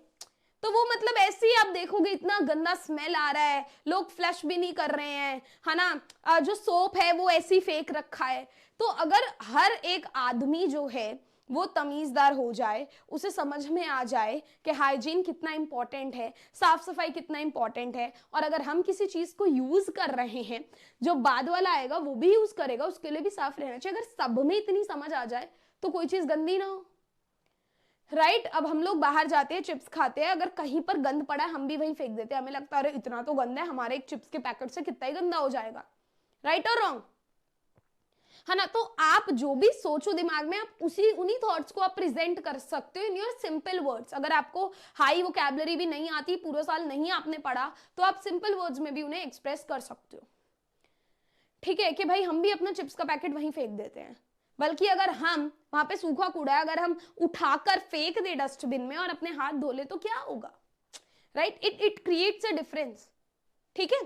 सो यहां पर भी आपको यही करना है। तो आपने ये कर दिया। उसके बाद आपने करंट सिचुएशन यहां पर बता दिया कि क्लीनलीनेस क्या होता है और अनक्लीन इन्वायरमेंट क्या होता है। अगर अनक्लीन इन्वायरमेंट है तो बहुत सारे मॉस्किटोज आएंगे, है ना, डिसीजेस स्प्रेड होंगी। अगर हम पर्सनल हाइजीन मेंटेन नहीं कर रहे हैं तो हमारी तबीयत खराब होगी, हमें ही स्किन प्रॉब्लम्स होगी। अगर ये सब सारी चीजें यंग एज में ही सीख ली जाएं तो ज्यादा फायदेदार होती हैं। उसके बाद आप क्या करोगे, अगर कोई रियल लाइफ इंसिडेंट है ना तो वो भी जोड़ दोगे। मान लो अगर कोई पॉल्यूशन पे आया है तो आप ऑड इवन का एग्जाम्पल दे सकते हो, केजरीवाल ने ऑड इवन चलाया था, राइट, तो उसका एग्जाम्पल दे दो। या यहाँ पर आप बता सकते हो कि भाई स्वच्छ भारत कैंपेन चला था एक, है ना, उसका एग्जाम्पल दे दो। तो जितने आप अपनी स्पीच में रियल लाइफ एग्जाम्पल्स को जोड़ोगे ना, चाहे आपको उसके बारे में 2-3 ही लाइन पता हो, उतना उसमें जान आ जाएगी। ऑल राइट, तो इस तरीके से आपको लिखना है। पूरा का पूरा जब आप लिख दो तो आपको लास्ट में क्या करना है, कंक्लूड करना है कि clean environment is a green environment with less people falling ill. Cleanliness hence is defined to be the emblem of purity of mind. Again एक कोट के साथ हमने इसको एंड कर दिया, ठीक है। तो कोई भी चीज आपको ओपन एंडेड नहीं छोड़नी, लास्ट में आप अपना थैंक यू बोलोगे और निपट लोगे, चले आओगे। कोई भी चीज ओपन एंडेड नहीं छोड़नी। अब ये बीच का क्या लिखना है, ये सारा आपके ही दिमाग पे बात है। आप जितना ज्यादा एग्जाम्पल्स को रीड करोगे उतना ही ज्यादा आपके दिमाग में आएगा। दुनिया का कोई टीचर आपको ये रटवा के नहीं भेज सकता, चाहे ऑफलाइन चाहे ऑनलाइन, ठीक है। वो सिर्फ आपको बता सकता है कि हाँ भाई तुझे ये चीजें लिखनी है और कैसे लिखनी है, ठीक है। समझ में आया। ये 5 नंबर का है, तो ये अच्छे से कर लोगे तो तुम्हारा ही फायदा रहेगा। अगर स्पीच और डिबेट कराए 10 नंबर वैसे ही मिल जाएंगे तुम्हें। लास्ट तुम्हारा जो टॉपिक है यहाँ पे राइटिंग सेक्शन का, मेरे ख्याल से ये लास्ट ही टॉपिक है आई गेस, डिबेट आपका, यस। तो ये लास्ट टॉपिक है आपका डिबेट। उसके बाद मैं सीधा आपको ग्रामर पे लेकर चलूंगी। सो ये भी आपका बेटा जी 5 नंबर का है डिबेट, ठीक है।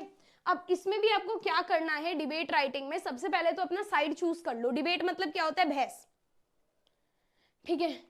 अगर कोट नहीं है तो कंक्लूड कैसे करें? तो बस एंड करो ना उसको। अगर आपके पास कोट नहीं है, अगर यहाँ पर आपके पास कोट नहीं है तो आप उसको यही एंड कर दो। Thus a clean environment is a green environment with a less people falling ill. Thank you so much, खत्म। ठीक है ना? तो 10 लगाकर उसको वहीं पर आप लोग एंड कर सकते हो। ठीक है, चलिए। बट ये नहीं है ना कि आपने बीच में ही एंड कर दिया कि भाई यहां पर बताया कि Indian prime minister launched a campaign स्वच्छ भारत, थैंक यू। लोग बोल रहे हैं आगे तो बोल, क्या करे इसका, राइट? तो एक चीज को जो आपने शुरू करा है उसको एंड करने की बहुत ज्यादा जरूरत है। इसको भी एक बार आप रीड कर लेना, मैं जब आपको अभी स्लाइड्स दे दूंगी तो आप लोग रीड कर लेना। ठीक, अब डिबेट मतलब बहस, ठीक है, बहस करनी है जिसमें हम लोग माहिर हैं। ठीक है, अब ये मान लो कि आपके साइड वाले ने मोमोज की दुकान लगाई, अब आपको पसंद है, आपकी बहन को पसंद नहीं है मोमोज, ठीक है, ये आपको पसंद है, आपके भाई को पसंद नहीं है, वाइस वर्सा। अब आप बहस कर रहे हो, ठीक है, छोटे एग्जाम्पल से शुरू करते हैं ना। आप नहीं बेटा महिमा, लेटर राइटिंग पढ़ा हुआ है ऑलरेडी चैनल पे, आप देख सकते हो। ठीक है, तो अब यहां पर आप लोग बहस कर रहे हो, वो बोल रहा है भाई मेरे को तो पसंद है, उसमें देख ले इतनी वेजीज थी, पनीर था, है ना, सारी चीजें उसने डाल रखी थी, चटनी देख कितनी टेस्टी थी, मुझे तो लग नहीं रहा था कोई एडिशनल चीज उसने चटनी में डाली है, बिल्कुल घर की चटनी थी। तुम्हारी बहन बोल रही है अरे नहीं यार इससे अच्छा तो गुप्ता अंकल के मोमोज है, उसने तो कच्चे दे दिए, अच्छे से स्टीम भी नहीं। The point is advantages and disadvantages, है ना। अगर आप फेवर में हैं आप एडवांटेजेस देंगे, अगर आप उसके अपोजिशन में हैं आप डिसएडवांटेजेस देंगे। क्लियर? यहां पर बस एक फर्क है। फर्क क्या है? हम लोग जब बहस करते हैं हम तू तड़ाक पे आ जाते हैं, अरे तू चल यार, तू पागल है यार, जा फिर तू गुप्ता के खा ले यार जा, है ना। ये हमें यहाँ पे नहीं करना, हमें सामने वाले की भी इज्जत रखनी है। हम यहाँ फॉर्मल डिबेट कर रहे हैं, ठीक है, तो हमें सामने वाले का जो टॉपिक है कि हाँ भाई उस पर भी नहीं बोलना। हमें ऐसा नहीं है कि अगर हम मान लो इंटरनेट के एडवांटेजेस डिसएडवांटेजेस बोल रहे हैं तो हम उसको बोल दे अरे इंटरनेट तो बेकार है, अरे चीत हुए, नहीं नहीं, हमें उसकी बुराई नहीं करनी, हमें उसके डिसएडवांटेजेस भी अपनी मर्यादा में रहकर बतानी है। और एक आध अच्छा पॉइंट भी बताना है कि हाँ भाई ऑल्दो उसने हमारी हेल्प करी है ना, हमें ऑनलाइन एजुकेशन से जोड़ा है, बट लगाकर उसका नेगेटिव पॉइंट लिखना है। बट बच्चे जो हैं वो एडिक्ट भी हो जाते हैं फोन से, है ना, इस तरीके से कि शुगर कोट करके लिखना है भाई, इंटरनेट को बुरा ना लगे। समझ रहे हो यहां पर? ठीक है, ऑल राइट। अब यहां पर आप लोग देखिए, अब सबसे पहले आप लोग चूज करेंगे कि फॉर या अगेंस्ट किस में आप लोग लिख रहे हैं। ठीक है, फॉर मतलब फेवर में, अगेंस्ट मतलब अपोजिशन में लिख रहे हो। तो अब एक ही आपको लिखकर आना है, दोनों आपको लिखने की बिल्कुल भी जरूरत नहीं है। आप पहले से अपना चॉइस कर लो आप किस में लिख सकते हो। 4 पैराग्राफ्स आपको लिखने ही है। सबसे पहले इंट्रोडक्शन या सैल्यूटेशन जैसे स्पीच में दिया था, उसके बाद आप प्रॉब्लम बताओगे, सॉल्यूशन बताओगे और कंक्लूड करोगे, दैट्स इट। ठीक है, इंट्रोडक्शन में डिट्टो आप लोग क्या करके आ सकते हो, मैं आपको बताती हूँ। डिट्टो आप लोग यही लिखकर आ सकते हो, ठीक है, कि good morning everyone, esteemed judges, honorable guests, respected teachers and my fellow students, I जो भी आपको क्वेश्चन में नाम दिया है, feel honored to have been given the opportunity to speak for, अगर आप फेवर में लिख रहे हो, अगेंस्ट अगर आप उसके अपोजिशन में हो, दोनों में से कोई एक लिखना है। द टॉपिक जो भी टॉपिक का नाम है, अगर इतना लिख दोगे तो पहला पैराग्राफ तो हो गया। ठीक है, तो इसमें ये याद करके चले जाओ, डिट्टो लिखाना तो पहला पैराग्राफ तो हो गया आपका, पहला पैराग्राफ में दिमाग लगाने की जरूरत नहीं है। अब सेकंड आप लोग क्या कर सकते हो, अब आपको पता है कि भाई देखो डिबेट है, कॉमन टॉपिक पे आएगा, या तो अवेयरनेस पे आ सकता है, कैंपेन पे आ सकता है, लॉस पे आ सकता है, एजुकेशन पे आ सकता है। तो अगेन मैं बार बार बोल रही हूँ, स्पीच हो गया, डिबेट हो गया, पोस्टर हो गया, इनमें कोट्स का बहुत ज्यादा फायदा होता है। जैसे मैंने यहाँ पर भी कुछ कोट्स लिख दिए और पहले भी कुछ कोट्स दिए, और अगर आप मेरी सजेशन मानोगे, जितने बच्चे मेरी बात सुनेंगे, रीडिंग को पकड़ के रखेंगे, रीड करते रहेंगे, तो उन्हें अभी बहुत सारे और कोट्स मिलेंगे। ठीक है, तो using a quote never hurts, बल्कि आपको एक्स्ट्रा नंबर ही दिलवाएगा। अगर नहीं यूज करते हो तब भी ठीक है, बट करोगे तो अच्छा आने के चांसेस हैं। ठीक है, अब आप क्या कर सकते हो, कंक्लूड में तो आपको बताना ही है कि आपको बेसिकली ऑडियंस को थैंक करना है, और ये वाला पैराग्राफ आपको बहुत ही शॉर्ट रखना है। एक एग्जाम्पल के जरिए भी मैं आपको ये चीज समझा देती हूँ।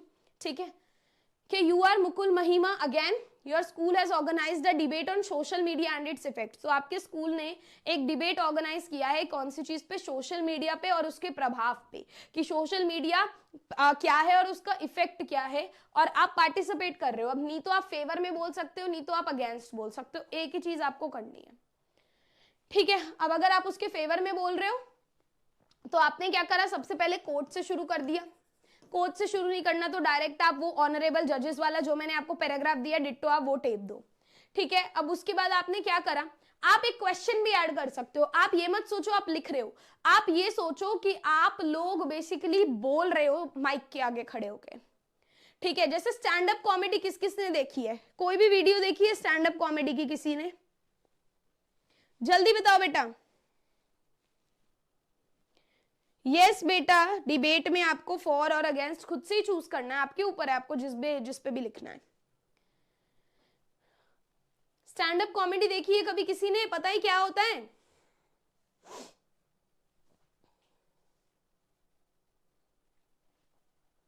किसी ने देखी है, किसी ने नहीं देखी है ना। तो बेसिकली अगर नहीं भी देखी है तो मान लो अगर कोई आपके आगे कुछ भी परफॉर्म कर रहा है, अगर वो आपको इंटरैक्ट कर रहा है आपसे तो आप ज्यादा कनेक्ट करोगे। जैसे जब मैं शिक्षा यात्रा पे गई थी, है ना, बच्चों से मिल रही थी, स्टेज पे खड़े होकर बोल रही थी माइक में, तो उनसे भी क्वेश्चन पूछ रही थी। मैं सीधा जाकर इंग्लिश के बारे में ज्ञान देना शुरू नहीं कर दिया था वहां पे, है ना, कि इंग्लिश तो ये है, इंग्लिश वो है, नहीं। मैंने पहले उनसे पूछा कितने यहाँ पर ऐसे हैं जिन्हें डर लगता है, उन्होंने बोला हमें। फिर मैंने बोला कितने ऐसे हैं जिन्होंने मुझसे पढ़ा, उन्होंने बोला हमें। मतलब इससे क्या एक बातचीत हो रही है ऑडियंस के बीच में और जो खड़ा है उसके बीच में, तो उनका जो अटेंशन है वो मेरी तरफ आ रहा है। मैं आपसे बात करती रहती हूँ बीच बीच में, है ना, कि आप लोग ये करो कमेंट करो, ये करो, तो आपका जो ध्यान है मेरी तरफ है, ठीक है। बिल्कुल वैसे ही आपको यहाँ पर भी अगर आप क्वेश्चन पूछ लेते हो, टीचर को अच्छा लगेगा कि आपने पूछ लिया, how many people do not have a smile on their face on finding an old friend on Facebook. कि आप में से कितने हैं जो अगर कभी अपने पुराने दोस्त को फेसबुक पे ढूंढ लेते हैं, स्माइल आ जाती है चेहरे पे, कि सोशल मीडिया की वजह से तो ऐसा हो पा रहा है, राइट। तो आपने यहाँ पर बेसिकली बोलना शुरू करा कि भाई सोशल मीडिया ने सारे बैरियर्स जो हैं वो हटा दिए हैं कम्युनिकेशन के, है ना, सब लोगों को एक ही प्लेटफॉर्म पर ले आया सोशल मीडिया, चाहे इंस्टाग्राम हो, इंस्टाग्राम पे सब लोग हैं, फेसबुक पे सब लोग हैं, नाम डालो आ जाता है, तो पूरे सबको एक ही जगह पर ले आया है सोशल मीडिया, है ना। बिजनेस अपॉर्चुनिटीज बढ़ गई हैं यहाँ पर, एंड यहाँ तक कि हमें अपडेट मिलता रहता है कि क्या चल रहा है वर्ल्ड में, ठीक है। इमरजेंसी से लेके अनाउंसमेंट से लेके सारी चीजें हमें पता चलती रहती हैं, एंड हमें फ्रीडम ऑफ स्पीच भी देता है सोशल मीडिया। लोग आजकल ट्वीट कर देते हैं, है ना, कुछ भी बुरा लगा ट्वीट कर दिया, तो हमें फ्रीडम ऑफ स्पीच भी दे रखा है। नॉट टू फॉरगेट, अब यहाँ पर हम क्या बोल रहे हैं, हमने थोड़ा सा ये भी बता दिया कि भाई बहुत बार एक्सटेंसिव इन्फॉर्मेशन भी देता है। मैंने क्या बोला, अगर आप किसी के फेवर में बोल रहे हो थोड़ा सा नेगेटिव साइड भी दिखा दो, अगर आप अगेंस्ट बोल रहे हो थोड़ा सा पॉजिटिव पे दिखा दो। समझ में आया? इस तरीके से आपको लिखना है और लास्ट में थैंक यू बोल देना है, दैट्स इट, ठीक है। ज्यादा नहीं लिखना, अगर आप 5 नंबर है 1 पेज काफी है, ठीक है। वैसे ही अगर आप अगेंस्ट में लिख रहे हो तो आप उसके अगेंस्ट क्वेश्चन डालोगे कि भाई ये कैसी दुनिया है, with everyone on their phone all the time faking their life keeping account of their likes. कि कैसी दुनिया है, लोग फेक कर रहे हैं अपनी लाइफ के बारे में, लाइक्स कितने आए हैं इस पे फोकस कर रहे हैं, कैसी दुनिया आई है ना। तो आपने अगेंस्ट उसके बोलना शुरू कर दिया, फिर क्वेश्चन बोला एंड देन उसके बाद अपना गुड मॉर्निंग के साथ आपने शुरू कर दिया, सारी की सारी चीजें आपने उसके अगेंस्ट में लिख दी, लास्ट में आपने थैंक यू बोल दिया, thank you for your cooperation and patient hearing, that's it, ठीक है। अब लिखना क्या है ना, ये आपको तभी समझ में आएगा जब आप रीड करोगे। लिखना कैसे है, हाउ, ये मैंने बता दिया। लिखना क्या है, व्हाट, इसका आंसर मिलेगा when you will read examples. Is that clear? ठीक है। अगर एग्जाम्पल्स भी समझने हैं तो मैंने एक डिटेल वीडियो भी डाल रखा है चैनल के ऊपर, आप डालोगे ना writing section class 11 Tanya ma'am, ये डालोगे वो वीडियो ऊपर आ जाएगा, उसमें आप देख सकते हो, वरना ये टेलीग्राम पर मैं आपको भेज भी दूंगी तो आप लोग देख सकते हो। Is that clear everyone? एक बारी क्या मुझे यस मैम मिल सकता है? जल्दी बताओ बेटा, फिर ग्रामर पे चल रहे हैं फटाफट से, ठीक है। चलिए, सो अब आप लोगों की बारी है, आप लोगों को मुझे आंसर देना है। फटाफट से आपका ग्रामर टेस्ट करते हैं। अगर आप किसी भी बच्चे को ग्रामर का कोई टॉपिक समझ में नहीं आया और उसे वो समझना है तो ग्रामर का एक एक टॉपिक मैंने आपको चैनल पे पढ़ा रखा है, डिस्क्रिप्शन में आपको प्लेलिस्ट का लिंक भी मिल जाएगा, ठीक है, तो आप लोग वहां से भी देख सकते हो। ट्रांसफॉर्मेशन भी पढ़ा रखा है, टेंसेस भी पढ़ा रखा है, हर एक चीज मैंने आपको पढ़ा रखी है, ठीक है, क्लॉजेस भी पढ़ा रखा है, तो आपको वहां से लिंक मिल जाएगा अगर आपको डिटेल में समझना है। क्वेश्चन प्रैक्टिस की भी मैंने बहुत सारी क्लासेस ले रखी हैं ऑलरेडी और मैं आज भी ले रही हूं, ठीक। चलो सो शुरू करते हैं हम लोग फटाफट से, जस्ट अ सेकेंड, ओके। चलो बताओ, Supriya dash the chapters before she entered the examination hall. तो टेंसेस तो यार मैंने 10th में भी पढ़ाया है, 11th में भी पढ़ाया है तुम्हें। टेंसेस के कम से कम नहीं तो 6-7 लेक्चर्स तुम्हें मेरे चैनल पर ही मिल जाएंगे, राइट। फटाफट से बताओ क्या होगा इसका आंसर। बेटा उज्जवल, क्लास खत्म ही होने वाली है यार, ब्रेक कभी क्या ही दूं मैं, सोचो, है ना, फिर मेरी 10th के साथ भी क्लास है ना बेटा, तो क्लास खत्म ही होने वाली है। पूरा राइटिंग सेक्शन मेन था वो मैंने समझा दिया। अब 7 नंबर की ग्रामर है जिसमें मैं आपको 3 सैंपल पेपर की ग्रामर कराने वाली हूँ, एंड दैट इज इनफ। अगर आप लेक्चर्स देख लेते हो, प्रैक्टिस कर लेते हो सारे क्वेश्चंस जो चैनल पे, दैट इज इनफ। हाँ जी, बच्चे बोल रहे हो option number A, Y, Y, हाँ वाई, एक ही बच्चा है जो सी बोल रहा है। Supriya dash the chapters before she entered the examination hall. यहां पे बिफोर लगा है, बिफोर वाले सेंटेंसेस में अपन क्या करते हैं, 10th में अगर तुमने पढ़ा है या 11th में भी टेंसेस पढ़ा है तो जिन सेंटेंसेस में बिफोर लगा होता है उसमें हम क्या करते हैं, बिफोर से पहले क्या आता है, पास्ट परफेक्ट, है ना, माने हैड आएगा। So option number B is the correct answer. क्या यार नाक ही कटवा दी तुमने, तो मूड ही खराब कर दिया यार मेरा, सच में, कि अभी तक आपने टेंसेस ही नहीं पढ़ा, पूरा साल हो गया टेंसेस पढ़ाते पढ़ाते, इतना हल्के में ले लिया क्या 11th को, हैं? गलती से पास भी हो गए फिर 12th में धक्के खाओगे इधर उधर। लेटर सीबीएसई के सिलेबस में नहीं है, ठीक है। चलिए नेक्स्ट बताइए। We dash our flight around 2 PM tomorrow. We dash our flight around 2 PM tomorrow. जल्दी जल्दी बताओ। अब यहां पर देखो तुम, टुमारो लगा हुआ है ना, टुमारो का मतलब हमें पता चल रहा है भाई फ्यूचर की बात हो रही है। अब अगर फ्यूचर की बात हो रही है तो बहुत ही क्लियर है कि विल तो होगा ही। अब 2 जगह विल है, ठीक है, विल बी के साथ तो वर्ब की फर्स्ट फॉर्म आईएनजी आता है, विल बी बोर्डिंग होना चाहिए था, तो ऑप्शन ही गलत है। Correct option is option number C, ठीक है। We will board our flight around 2 PM tomorrow. Next, he dash for a year now, he dash for a year now, he dash for a year now. बताओ भाई, यहां पे देखो for लगा है ना, यानी कि परफेक्ट कॉन्टिन्यूअस टेंस है। दोबारा बोल रही हूँ, जिन्हें टेंसेस नहीं आता प्लीज वीडियो देख के जाना। परफेक्ट कॉन्टिन्यूअस टेंस है। परफेक्ट कॉन्टिन्यूअस है मतलब बीन आएगा, वर्ब की फर्स्ट फॉर्म आईएनजी भी आएगा, राइट? सही बोल रही हूं? सो यहां पर ही सिंगुलर है, so has been working, option number A, he has been working for a year now, ठीक है। नेक्स्ट आपको रीअरेंज करना है। Been ambassador has Tendulkar named as the Rio Olympics brand Sachin. इसको रीअरेंज करके देना है फटाफट से, इसमें कोई ऑप्शंस नहीं है, तुम्हें खुद से रीअरेंज करना है। जल्दी जल्दी देखते हैं कौन सा बच्चा सबसे पहले करता है।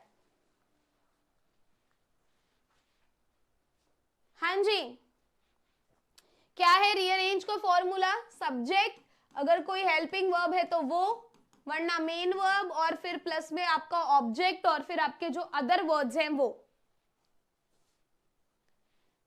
क्या होगा यहां पे करेक्ट आंसर? सबसे पहले हम लोग यहाँ पे सब्जेक्ट लगाएंगे, राइट, माने कि सचिन, फिर सचिन का सरनेम आ गया तेंदुलकर, हेल्पिंग वर्ब क्या है यहाँ पर,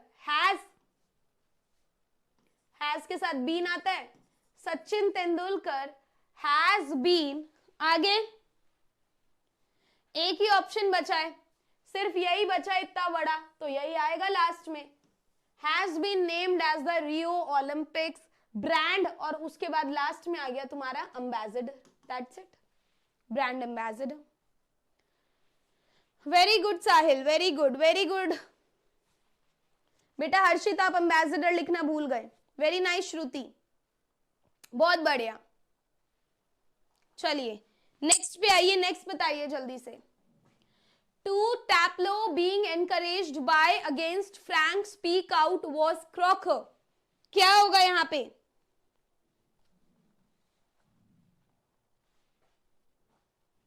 हाँ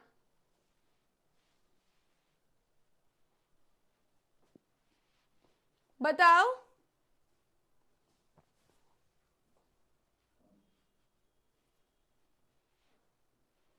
नाम तीन है, तीनों में से नाम आप कोई भी जगह पर डाल सकते हो, जरूरी नहीं है कि तीनों नाम में से कोई अलग अलग यही वाला नाम पहले आएगा, तो नाम आप कैसे भी डाल सकते हो, बट स्ट्रक्चर आपका सेम रहेगा, राइट।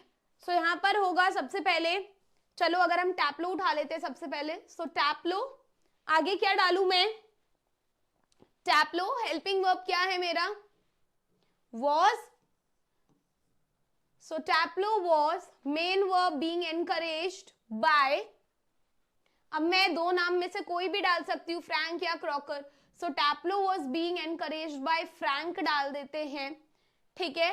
अब क्या करने के लिए एनकरेज कर रहा था, तो automatically make sense, to speak out against cracker, got it बेटा। साहिल आधा सब आधा है सेंटेंस, स्पीक आउट अगेंस्ट क्या, है ना, सेंटेंस तो कंप्लीट होना चाहिए ना, स्पीक आउट अगेंस्ट क्या, ठीक है। चलिए नेक्स्ट देखो, अब आपको सिंपल सेंटेंस को कंपाउंड सेंटेंस में बदलना है, तो मैंने आपको ट्रांसफॉर्मेशन जब कराया समझाया कि सेंटेंस क्या होता है। कंपाउंड मतलब मान लो दो चीजों को हमने जोड़ दिया, है ना, दो चीजों को हमने क्या करा, जोड़ दिया, जैसे मैं बोलूं he teaches English and gives good tip, तो दो सेंटेंसेस को मैंने एंड से जोड़ दिया, तो ऐसे सेंटेंसेस को बोलते हैं कंपाउंड सेंटेंसेस, ठीक है। तो यहां पर आपको क्या करना है, कंपाउंड सेंटेंस में बदलना है। Having presented my awards to my father I hugged him, यहां पर क्या होगा सेंटेंस, सबसे पहले हम यहां पर लिख सकते हैं हैविंग को हटाकर I presented my awards to my father, और यहां आई को हटा के लगा सकते हैं एंड, तो एंड लगकर हमारा कंपाउंड बन गया, right. So I presented my awards to my father and hugged him, is that clear guys.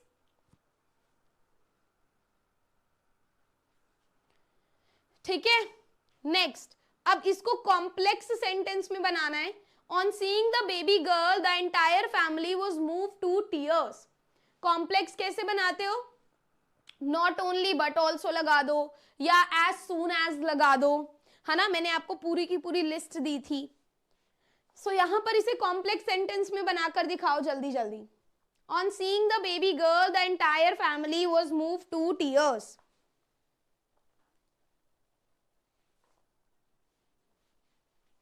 अगर हम एज सून एज लगाते हैं तो हो जाएगा as soon as the entire family,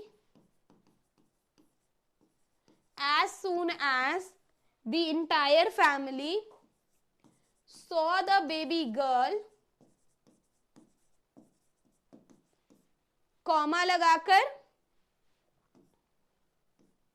they, फिर बाकी का sentence they moved to tears।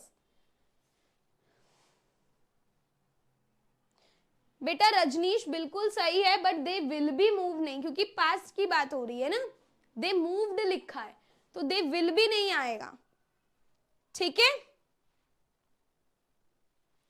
Next देखो, कंपाउंड सेंटेंस को कॉम्प्लेक्स में करना है, you must not drink and drive और यू विल बी पेनलाइज्ड। तो और लगा के कंपाउंड बना रखा है, इसको अपने को क्या करना है बेटा, कॉम्प्लेक्स में करना है, you must not drink and drive और यू विल बी पेनलाइज्ड। तो कॉम्प्लेक्स में करना है तो इफ भी लगा सकते हैं, राइट।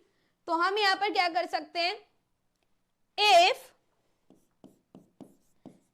इफ यू, ठीक है, हम लोग यहां पर लिख सकते हैं if you drink and drive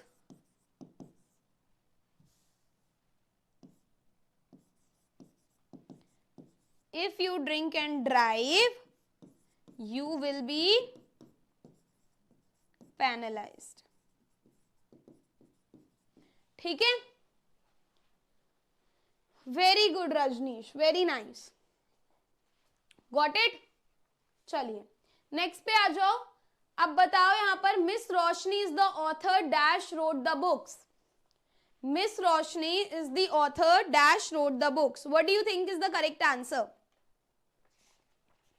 miss Roshni is the author dash road the books, क्या होगा यहां पे करेक्ट आंसर, जल्दी जल्दी बताओ। वेरी गुड, इंसानों की बात हो रही है ना, मिस रोशनी इंसान है, इंसानों के लिए हु लगता है, सो option number D is the correct answer.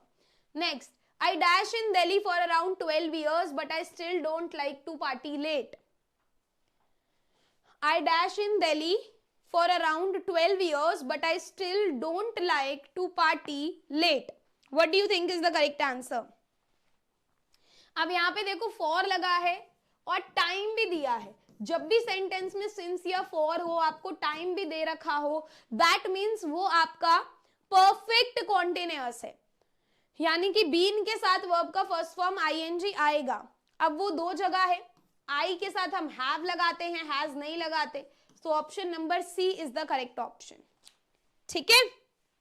Next पे आ जाइए। The scientist dash tirelessly on this research project for the past 2 years. The scientist dash tirelessly on the research project for the past 2 years. This लिखा है, यानी कि इस research project पे scientist क्या कर रहे हैं, पिछले 2 साल से लगातार काम कर रहे थे।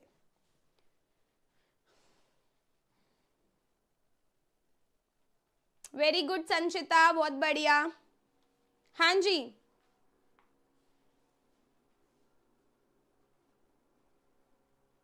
Yes, so this is will be talking about present have worked, ठीक है। नेक्स्ट पे आओ बेटा, रीअरेंज करना है दोबारा से। Below not must age of 18 years drive the children.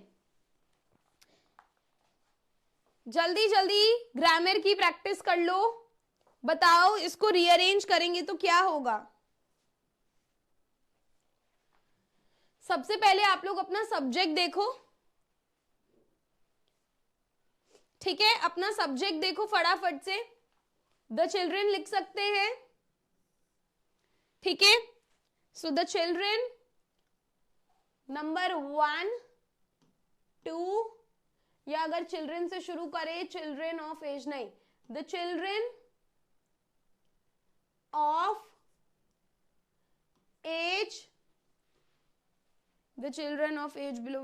Very good Rajnish, बिल्कुल सही, बिल्कुल सही।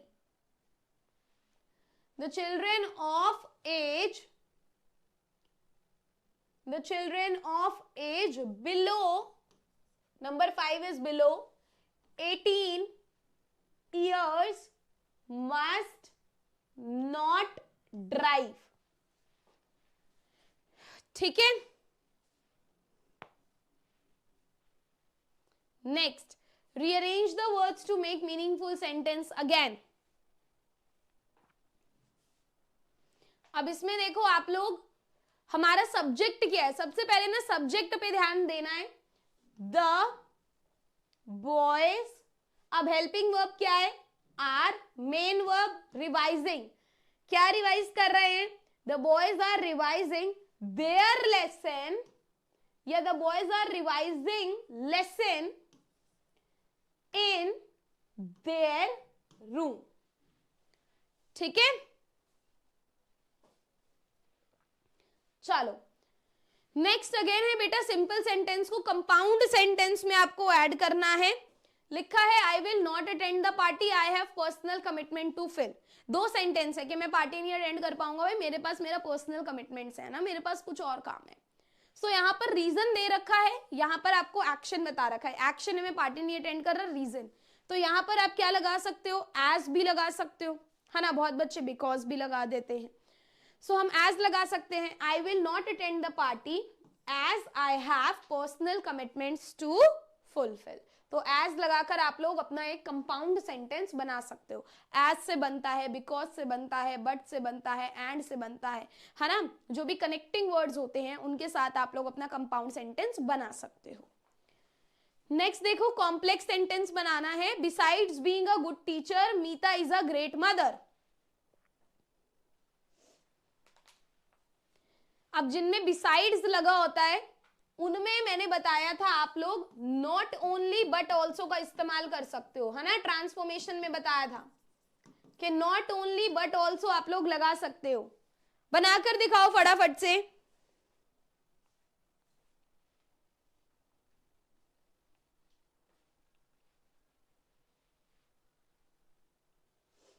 हाँ जी,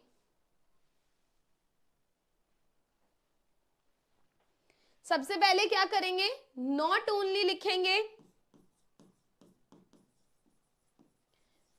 सब्जेक्ट लिखेंगे, not only is Meeta a good teacher.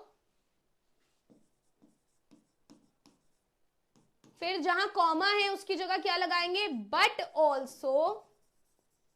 अब मीता इज हम पहले लिख चुके हैं, but also a great mother.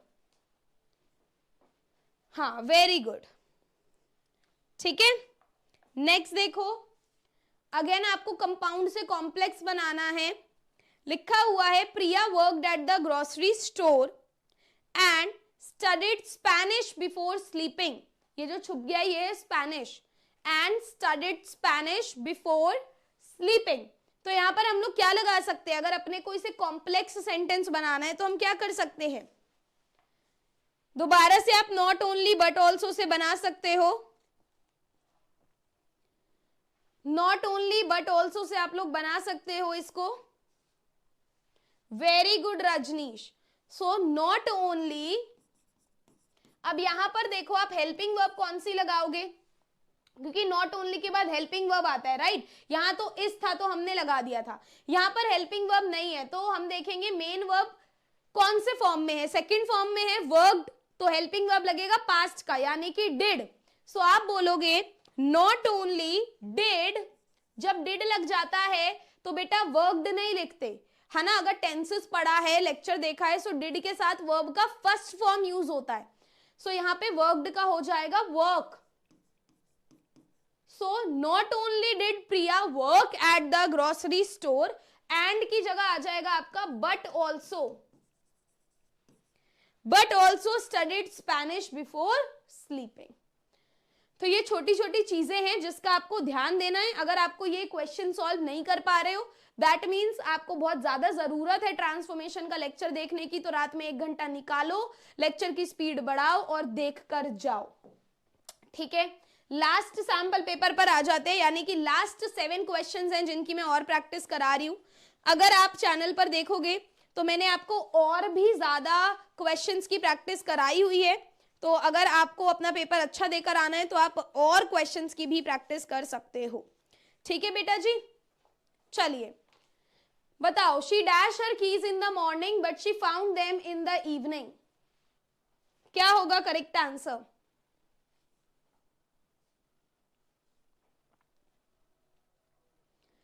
जल्दी जल्दी बताओ क्या होगा correct answer. She dash her keys in the morning but she found them in the evening, found लगा हुआ है, सो ऊपर भी सिंपल पास्ट ही लगाएंगे। Very good Shubhi Goyal, very good Sahil. So she lost, option number A, she lost her keys in the morning. By the time he finishes his project, he dash here for a year.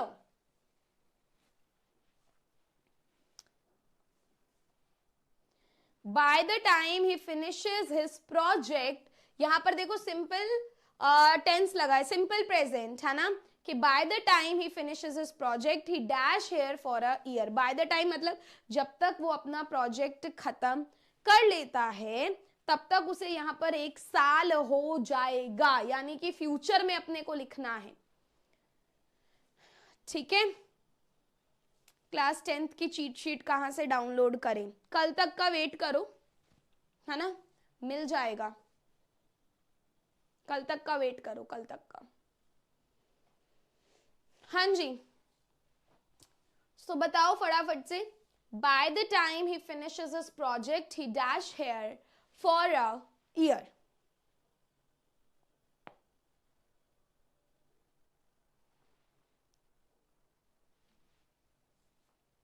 अब मैंने बोला future है ना, और for भी लगा है, तो फ्यूचर परफेक्ट कॉन्टिन्यूअस, यानी कि विल के साथ हैव बीन भी आएगा। So will have been working. 11th वालों ने टेंसेस नहीं पढ़ा है, तुमसे ज्यादा अच्छा टेंस तो 10th वालों ने पढ़ के रखा है भाई। ठीक है, नेक्स्ट आ जाओ। I am not sure if I dash to the party tonight. मैं श्योर नहीं हूं कि मैं आज रात को पार्टी में आऊंगा। सो सिंपल फ्यूचर है, क्या होगा यहाँ पे? जो डी ऑप्शन आप लोगों का छिप गया है वो मैं आपको बता देती हूं कि क्या है। गोइंग है, गोइंग, लास्ट ऑप्शन गोइंग है, बट ये भी गलत ही है। सो करेक्ट ऑप्शन क्या है? Yes, option number A. चलिए नेक्स्ट पे आइए, रीअरेंज करना है। The sparrow from city disappeared, house has seems common the that. क्या लगाएंगे यहां पे?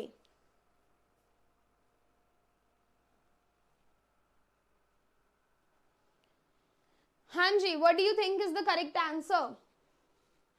क्लास 12th का कब स्टार्ट होगा बेटा? मार्च में स्टार्ट होगा, है ना। थोड़ा सा खाली हो जाने दो मेरे को, अभी 10th के भी पेपर हैं, आपको पता ही है, जैसे आपके थे लास्ट ईयर, तो अभी उनका भी मैराथन्स वगैरह चलेगा, तो यू नो कि अभी कितना काम है। सो मार्च से आपका 12th का सेशन शुरू हो जाएगा। ठीक है, हाँ जी। द करेक्ट आंसर इज, सबसे पहले हम क्या लगाएंगे? इट। ठीक है, it seems that it seems that the common sparrow, it seems that the common sparrow या common house sparrow भी हो सकता है, common house sparrow। आगे हम क्या लिख सकते हैं? has disappeared from the city। ठीक है बेटा, गुलाम रसूल बिल्कुल सही करा है, थोड़े से आपने वर्ड्स मिस कर दिए हैं। नीचे लिंक नहीं है टेलीग्राम का, यार ऐसे तो नहीं हो सकता।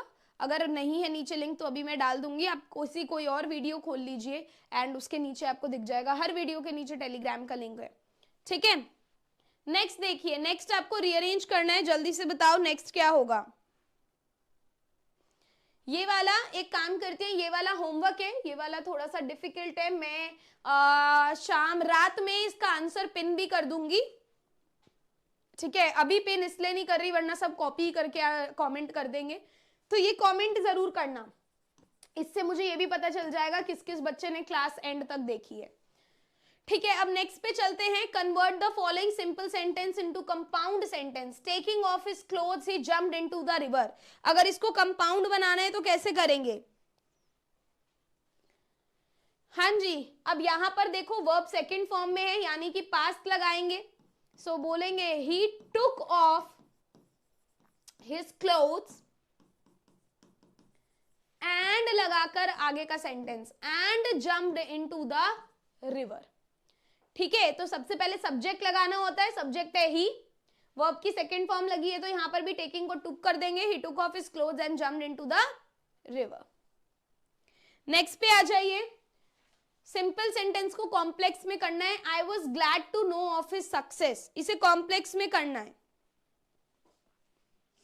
आई was glad to know of his success. देखते हैं कौन कर पाता है, this is the second last question for today. हाँ जी, क्या होगा बच्चे करेक्ट आंसर?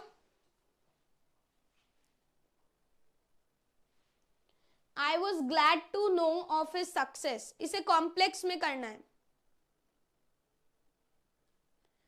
बेटा। फन विद दिव्या, मैंने मान लिया कि आप फन ही करने आए हो यहाँ पे, बट बेटा थोड़ा तो दूसरे बच्चों के बारे में सोचो, क्लास खत्म होने के बाद आप फन कर लेना, हाँ, क्योंकि आप आंसर तो दे नहीं रहे हो, बहुत देर से मैं देख रही हूँ, कभी आपका वैलेंटाइन चल रहा है, कभी आपका पानी पूरी चल रहा है, पता नहीं क्या चल रहा है लाइफ में। बाकी बच्चों को तो बेटा डिस्टर्ब मत करो, है ना। इतने सारे लाइव इवेंट शेड्यूल है, वहां ले जाओ अपने सहेलियों को, वहां कर लो बात। हाँ जी, सो बेटा उज्जवल प्लीज डोंट डिस्टर्ब, आपको दिख रहा है बेटा चैनल पर, आप चैनल के लाइव सेक्शन में जाओ, जोन सी क्लास अपकमिंग है आपको पता है बच्चे, दिस इज नॉट फेयर ना बच्चे, क्लास 11th की क्लास है, constantly spamming, don't do that. Yes, very good Pragya. The answer is I was glad to know. ठीक है, I was glad to know. अब was लगा है तो past में ही बात करेंगे, तो no के बाद आप लगाओगे that he has नहीं had, that he had succeeded, क्योंकि यहां पर past में बात हो रही है।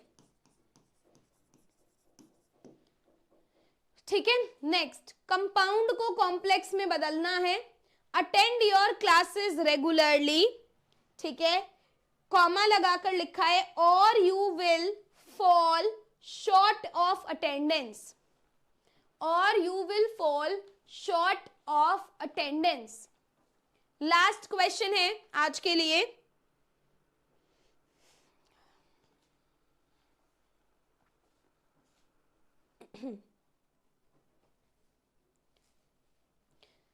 बेटा दे रखा है आपको इंपॉर्टेंट क्वेश्चन आंसर्स पे वीडियो, प्लीज चैनल पर एक बारी देखो, है ना, प्लेलिस्ट में चेकआउट करो, एंड टेलीग्राम पर भी दे रखा है, और उस पे भी दे रखा है आपको, यूट्यूब पे वीडियो भी है, टेलीग्राम पे पीडीएफ भी है।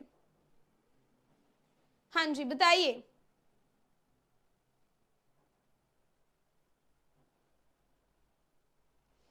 Very good, this is very easy, है ना। जो और वाले हैं ना वो तो बहुत ही आसान है, उनमें कुछ नहीं करना, और हटा दो और आगे इफ लगा दो, ठीक है। इफ के बाद क्या करना है, यहां पर बस आपको सब्जेक्ट लगाना है कि इफ यू डोंट